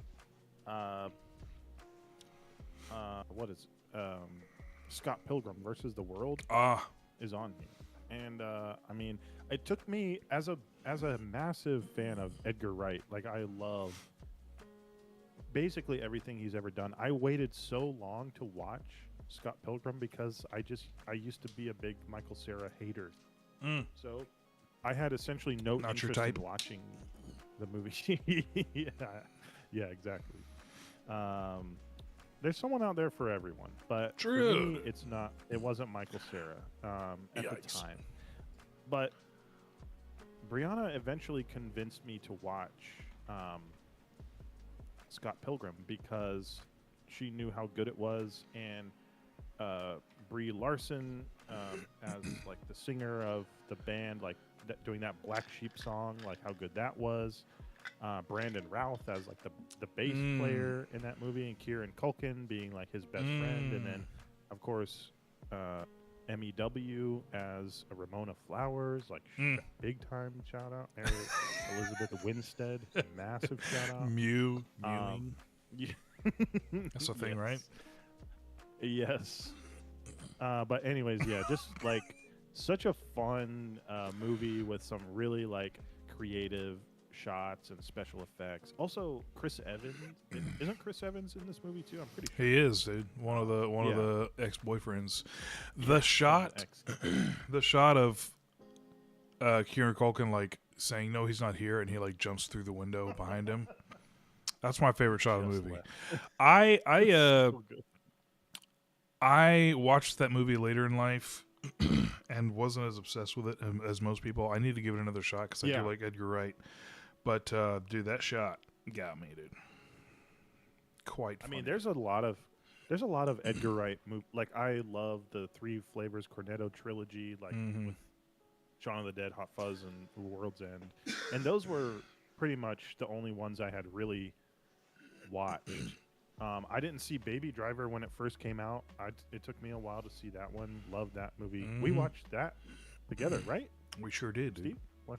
Yeah, dude, that was a great film. And then, of course, Hot Fuzz is my favorite movie of all time. And then I, of course, love Shaun of the Dead. And I remember seeing that one like back around the time it came out, but it didn't make me like Simon Pegg. It made me think he was kind of a loser a little bit. Which one? Because of the character Shaun of the Dead. Oh, okay. Yeah. Have you ever seen? Okay, we watched Paul. Good stuff. Not Edgar Wright. Another Edgar Wright-ish one that isn't Edgar Wright is Run Fat Boy Run. Did you ever see it? I never saw it. It's Simon Pegg and Thandie Newton, I think, and yeah. and shoot, I can't remember his name. I can't remember his name, but he's like David from Friends. He's in he's on The Simpsons. I'm trying to look it up and see who you're talking about. Darn it. I got you, dog. Let me bing real quick, dude. This is important. Yeah, this is I was important. gonna say I don't know. I might not know the guy. Boy you're talking about. Run, 2007 Is it film. Wit? Maybe no, I don't think so. Maybe. I remember seeing the trailer for this and being like, Oh my God, "Is he get supposed to this be ad out fat?" of here. It is Wit. He's not Oh. fat, but he's out of shape. of shape. Hank Azaria. Hank Azaria Oh, plays yeah, like yeah. the hot new boyfriend. And then Dylan Moran, who's in a lot of like Simon Pegg, Edgar Wright stuff, Oh, is in this yeah. movie as Yeah, well. Yeah, nice. No Nick Frost in this one, I don't think. Maybe he's got a cameo or Too bad. something. But I haven't seen it in a long time, but I remember thinking it was super funny. It's got that one scene where he's on like the bus or something, just like in his fields, and he looks over and he sees a kid like falling asleep on his dad's shoulder, and he's just like smiles at him, kind of gives him a wave, and then the kid just flips him off. He's just kind of like quietly like, what the heck? But like that's all it is, no dialogue or anything. He's just like, huh. Anyway, basically he's trying to impress his ex-girlfriend and run a marathon because Hank Azaria does it. Gotcha. Yeah, give it. Directed by Dave Schwimmer. I forgot. Oh, David Schwimmer, who is Ross from Friends. dang. Okay, I guess I don't know gotta put how this many- on my list. I don't know how many movies he's directed, but let's see. Trust. I don't know what that is. Run Fat Boy Run. New Car Smell. Yeah, not much. Hmm. It might suck. It's probably been 10 years since I watched it, but give it I'd a be shot. down to watch it. I'm a much bigger Simon Pegg fan now than I was back then. I'll Mhm. say that. Yeah. But yeah. All right. Anyways, we're talking about chick flicks or Yeah, we are. Whatever, dude. Am I just about to lightning round these since I came up with 10? Yeah, I mean, I'll comment on them, but I didn't really have any. Give me your commentary. Okay, this is probably my top if it wasn't for like La La Land and stuff. Dude, Sleepless in Seattle, dude. Oh yeah, You just can't Yeah. beat it, dude. You can't beat it. it's another. It's a classic. classic. Dude. It's a classic. Young Tom Hanks, Meg Ryan. And you're just like, it's just so heartfelt and cozy and not really Christmas. It's one of those movies where like 10% of it is at Christmas, so it kind of feels like the whole movie is a Christmas movie. Mm. But I'm not even gonna give you the premise. Everybody already knows that one. It's just so good. I think Rob Reiner's in it actually. For he's like his buddy or something like that. Maybe not. I can't remember. But it's very good. I would say that's like the classicest of the classics in my list. Gotta be, dude. What? I don't know if it's based on off of a book or something, but also a great title. It's just Truth, dude. Piggyback off of that. Another Tom Hanks, Meg Ryan. You've Got Mail. Oh yeah, so good, dude. I want to say those are both Nora Ephron movies who has passed away. But she was kind of like, let's see. Yeah, she died in 2012. Oh my gosh, dude, this advertisement takes up the whole dang screen. Nora Ephron directed Sleepless in Seattle, You've Got Mail, and some other random stuff. Oh, she directed Bewitched with Will Ferrell and Nicole Kidman, which I did not care for when I saw it. But I remember being like, this is Nora Ephron. We should watch it. Oh. Her last movie was Julie and Julia with Meryl Streep and Amy Adams. I never saw it. Never saw it.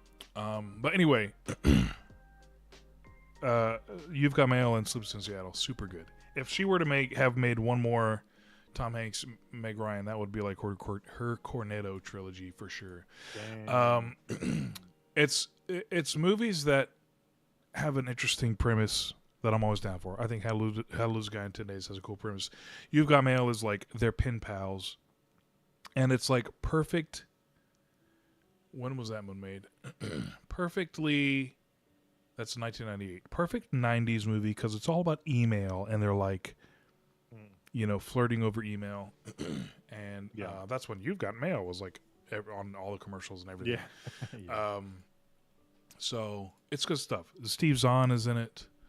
I think Rob Reiner was in Sleepless in Seattle, and then the mom and All in the Family is on You've Got Mail. I forget her name. Anyway, it's very good. Also cozy. Dude, Hitch with your boy Will Smith. Oh yeah. Oh, another UMD of mine. I'm a PSP. Oh, very nice. It's funny, dude. Will Smith plays like a dating expert who helps like one person, gives them like dating tips. Yeah. Dude, I feel like that's so relevant today. Like, people do it via social media these days, but like him being like a dating coach, essentially, you see that type of stuff on Instagram all the time, and usually as a meme because it's so bad. But like, continue with the premise. It's a nice setup. Yeah, for the movie. I like. Basically, he's a dating expert, counselor, dating tips guy. And he has Kevin James as his client for like the movie, and he's like giving Kevin James all these tips, but on his own, he's doing everything wrong. Will Smith is like doing everything wrong, and Eva Mendes is in it, and it's just funny, dude. It's another classic. I don't think the director of that did much else after that. I think he did Bounty Hunter with Gerard Butler and Jennifer Aniston, which I don't remember if I saw or not, but I heard it wasn't very good. But yeah, that's probably, that was sort of at the peak. Independence Day and Men in Black is probably like a peak Will Smith career. Hitch was close to it. And it's great. Like the iRobot and good times, dude. Oh my gosh, did I make more than 10? 1, 2, 3, 4, 5, 6, 7, 8, 9, 10, 11. Sorry, I'm going fast now. I do have one honorable mention, but I'll save it. If you don't say it, I'll say it at the end. I got you, dog. It may be one of yours. Another like great director of chick flicks, Nancy Meyers. Nancy Meyers did The Parent Trap, which I think is a fantastic movie. She also did What Women Want with Mel Gibson and Helen Hunt. A good time, dude. I've not seen that one. Basically, Mel Gibson is a jerk dude who doesn't respect women. And Sounds familiar, Steven. wait, what? He's trying to get in the head of. He's like, he works for a marketing agency or something like that, and he's trying to get in the head of a woman by like. So he puts lipstick on, is like listening to girly music, puts like pantyhose on. He's trying to like feel what a woman feels, so he can like get in their headspace and come up with like a slogan or a brand or something like that. Well, he trips, and he falls in a bathtub with a hairdryer. And because he's like dressed as a woman and like, I don't know, like a bath bomb falls in there too or something like that. Girly stuff, and it electrocutes him and he can hear women's thoughts. And so like, Okay. yeah, that's the premise of the I movie. respect the gimmick. I respect it, dude. Great. Even dogs. He hears a little girl dog saying, and it's like a French poodle, and she's like, "Monsieur, I have to poop." It's great, dude. Yeah, and it's like it's a good, solid Mel Gibson movie, dude. Just off topic, real quick. What's the Will Ferrell movie where he can hear the narrator or something? Oh, Stranger Than Fiction. Yeah. Okay. Never mind. That's kind of a chick flick. That's kind of a chick flick. Kind a of. little bit. Okay. A little bit. Yeah. Just a little bit. Just made me think of that. Yeah. No, this one's good. I mean, Mel Gibson and Helen Hunt have good chemistry, and yeah, it's a good time. Nancy Meyers, I'm pretty sure. Another Nancy Meyers, It's Complicated. That's one of my wife's favorite movies. Meryl Streep and Alec Baldwin are a couple. They get divorced. Meryl Streep starts kind of like having eyes for Steve Martin, but her husband Alec Baldwin sees like how good she's doing in life and starts to fall back in love with her. So she starts having an affair with him after he's remarried to a much younger woman. So it's like she's having an affair with her ex-husband. And it's complicated. Yeah, not the most wholesome premise. But being Nancy Meyers, it's like super cozy. Actually, Hans Zimmer, I think, did the music for this movie. The man does the most random stuff. But yeah, I think it's got John Krasinski in it. And it's actually rated R because they do. Can I say this on YouTube? They do POT, a little bit of Mary Jane, and it's recreational. Oh, no. It's recreational, and there's no consequences in the movie. So the rating people were like, "Yeah, R." Wow. So fun fact. Weird. I don't think there's much language in it. It's been a long time since I've seen it, but I just always remember thinking like, "Dang, rated R. What the heck do they do?" But yeah, that's it. Dude.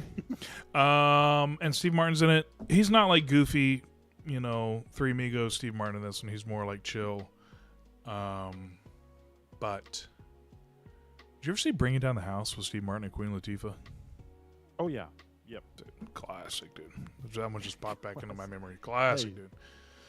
So many classics. It's classic, dude. All right, moving on quick.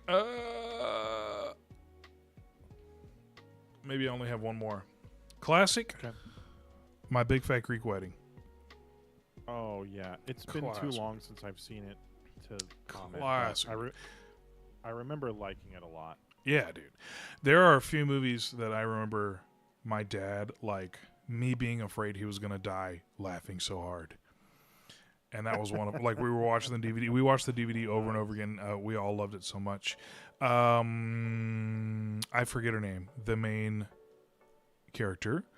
Nia Vardalos is her name. She, wrote that movie based on her family. And it was just like a surprise hit, like a low-budget indie type thing. Maybe like Studio Canal or something made it. I can't remember. Like not a huge company. And yeah, I mean, it just blew up. Like everybody, the whole Windex and stuff like that. That movie just completely blew up, and it's pretty funny. They made 2 more movies like much later in life. My Big Fat Greek Wedding 2 and 3, and I think they were both not good from what I heard. I did not try them. But the first one, classic, dude. Gotta watch, dude. Sweet. Think it's Brooks in classic. chat. Brooks in chat is asking if we talk about wedding planner. We did, dude. Of course, we sure it's a did. Classic. It's a classic. Canonically, Good Housekeeping universe. It's a classic. All right. Do you have your honorable mention? Yeah, and I hope you've seen this one because I honestly think it's a really good one. It's also cozy. It's also a Christmas movie. Ooh, The Jingle Holiday. All the Way. Not Jingle All the Way. You The know what? Holiday. The Holiday is Nancy Myers, and Oh, no way! Is it? It really? is? I'm I pretty didn't even sure. realize that. You're right. She wrote and directed. I've only seen it once, and I remember not loving it. Oh no! Really? I Dang, just that's felt like sad. it was very Is it kind of really shallow, just kind of predictable. yeah, I mean, not I many think- ebbs and flows, just kind of a I guess so. I think this is one of Brianna's favorite Christmas movies, so we Mhm. do watch it like every year. And I'm not always there sat for the whole thing, of course, but I've seen it a couple of times and I think it's great. I really like The Holiday. I think it's of course, like, dude, Jude Law is just like I mean, come on, dude. I mean, Canonically, we're talking here.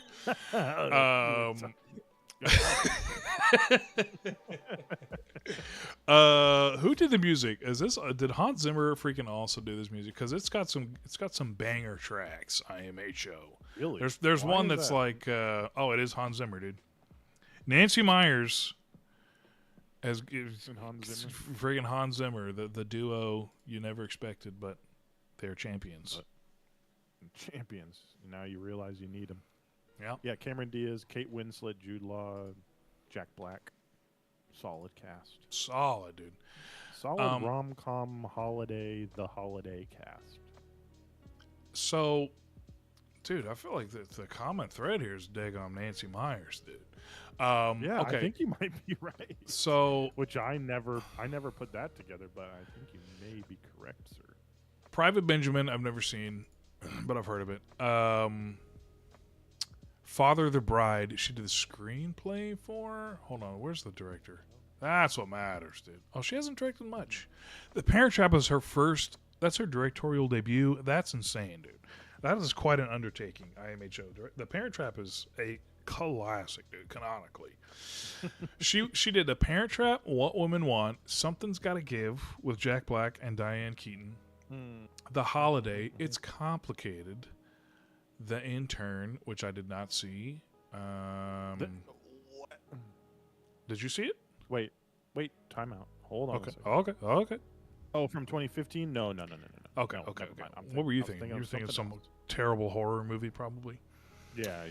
The Intern is Robert De Niro and Anne Hathaway. I didn't really see it. And then Walmart the Oh, yeah. Box. What the heck is this? Oh, probably just a daggone cozy Walmart commercial or something like that. LOL, Hans Zimmer did the music for that random commercial, whatever that is. And then she's doing Father the Bride Part 3. okay, so- dude. Wait, this is a kind of a Short? insane run here. The Parent Oh, it's a Trap, short. Never mind. Continue. The Parent Trap, What Women Want, Something's Gotta Give, The Holiday, It's Complicated, The Intern, all Consecutive. directed and consecutive, directed, and wrote everything except for What Women Want. Like all 7 of those, or 6. 1, 2, 3, 4, 5, 6. Yeah. What a run! 6, 7. What a run, Nancy 6 or Myers. 7. Shout out. Shout out, dude.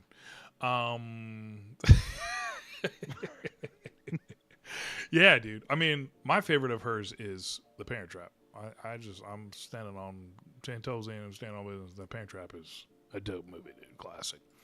It is. It really is, dude. I think our classic counter is up to like 6, 7 Only the classics run. at this point. Yeah, you're right. Oh, excuse me. Dude, I'm dying, dude. You gonna kill me, boy. Sheesh. I should have opened my window 6, 7 minutes ago. Oh boy, dude.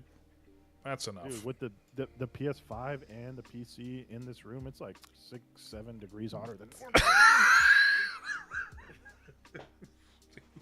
dude.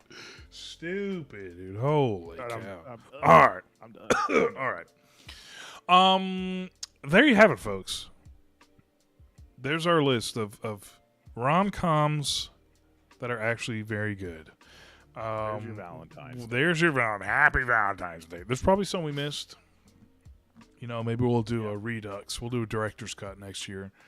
Maybe get Nancy Myers in here and do Hans Zimmer and do the music for it. We'll see.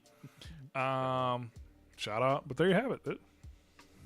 Any final words? There it is. Happy Valentine's Day. Happy Valentine's Day. Sometimes rom-coms can be good movies. That's It's the not all moral. about the meme, guys. That's the moral of the pod tonight. Sometimes You gotta give it a shot, dude. You gotta give it a shot, dude. All right, quick break. Yeah, man. All right, we taking a break. Stick with us. We'll be right back.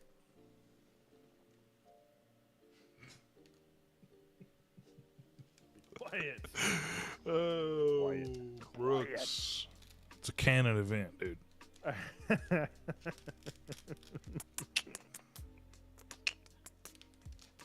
All right, wrap this puppy up, dude. Yeah, I'm down. All right, here we go. Welcome back. Thanks for sticking with us. GG's. Happy Valentine's Day. We're a little bit early, but we wanted to give you time because we know we're all going to be watching love movies leading up to Valentine's Day. My son loves decorating for like Halloween and then fall and then Christmas. So like every time a new holiday comes around, he's like, "We gonna decorate?" And I'm like, "No, Dad, I'm not putting pink stuff all over the house." Dad. It's like Uncle same. Austin's birthday. We gotta decorate. Just have pictures of Austin with hearts. Yeah. So, dude, take this list. Memorize it. Memorize it, dude. Watch it, dude. Go Commit to it your to loved one. Go to your loved one. Suggest Get a my date. big fat Greek wedding. She'll love it. She will love it. Trust me, dude. Awesome. Oh yeah, dude. All right. That's Well, and that's free. And yeah. that's free for you guys. This isn't even behind the paywall, dude. The paywall. Podcast.com/dating advice. GoFundMe. Yeah. Trust. Trust, dude. All right. Well, thank you all for joining us. Don't forget to go to the Moviga pod. Not the. Forget the the.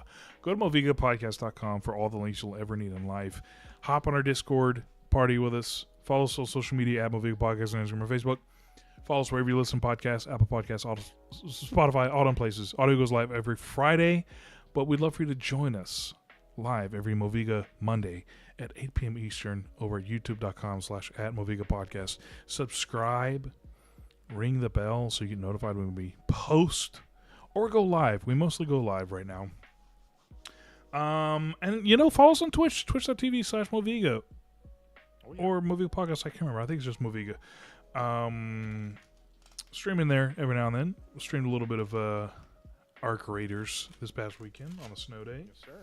So follow us there. Subscribe to us on YouTube. We appreciate you. And share us with your friends. Like the stream. Baby. Yeah, like the stream if you're watching. Please, we appreciate you. And then send it to like 1, 2, 6, 7,000 of your friends. Would be great. That's it. GG's, awesome. Thanks for being here. GG's. Yes, sir. Everyone else, we love you. Shout out to chat. Shout out to Lee. Appreciate you. Shout out. Shout out. Lee. All right, everybody. We love you. We'll see you next week. Bye. Sheesh. I'm going to hold you to it. What you mean, watching Valentine's movies? What you mean by that? Or maybe the dating advice. No, dude. You don't have to take your own advice. Brooks, I'm glad you have about 6, 7 new movies on your watch. Happy for you.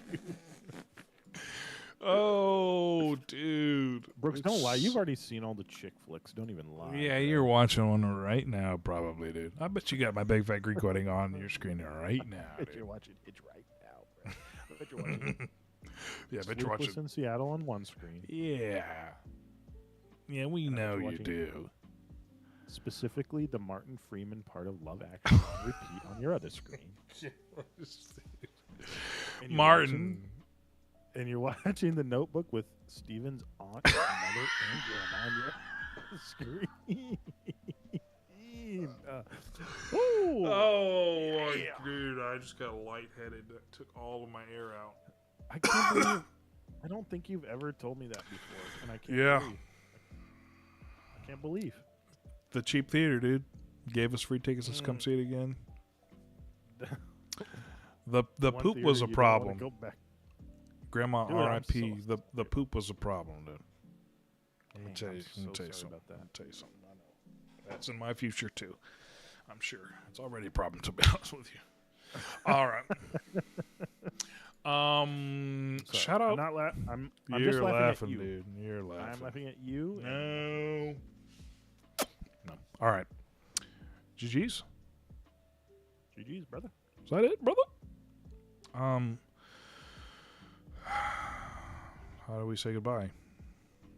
I mean, we'll be back on a little bit closer to Valentine's Day, but by that time, I think we'll have a little bit more news to cover, as well as some of us should be caught up on some things by that time.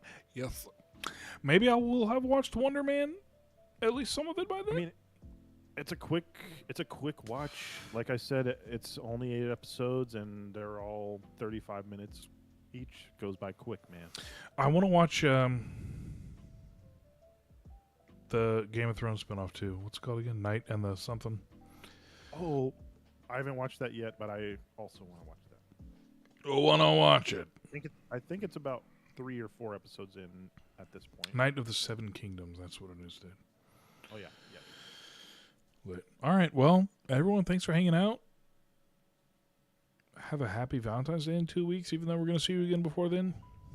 And go put your favorite rom-com on Discord, and maybe try one of these from our list. Maybe I'll put them on Discord after this for everyone, for you to all watch in their entirety. All right, everybody, we love you. Have a great week. Watch The Beauty, Austin. Oh my gosh. Beauty. Why Beauty. does Austin? Have you guys discussed the shows Haley watches, dude? They're so Is it depressing. Oh, this is the it's like The Substance on Hulu, right? It's a show with Ashton Kutcher, and it's a ripoff of The Substance. Yeah. Yeah. He's already seen the good version of it, dude. Probably. I don't know. I haven't heard anything about it. I just saw the trailer when I went on Hulu. I was like, "What is this? What is this? Gory." Hey, you're selling me on this thing right now. Hey, come on, gory.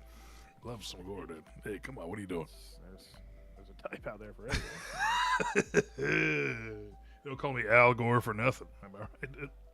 I don't know. I don't know, dude. All right. GG's, everybody. We love you. GG. Haley, you're still talking, but we gotta cut you off, dude. We just gotta put this chat on slow mode. It's popping off. All right, everybody. We love you. Have a great week. Pushing the button now. Goodbye.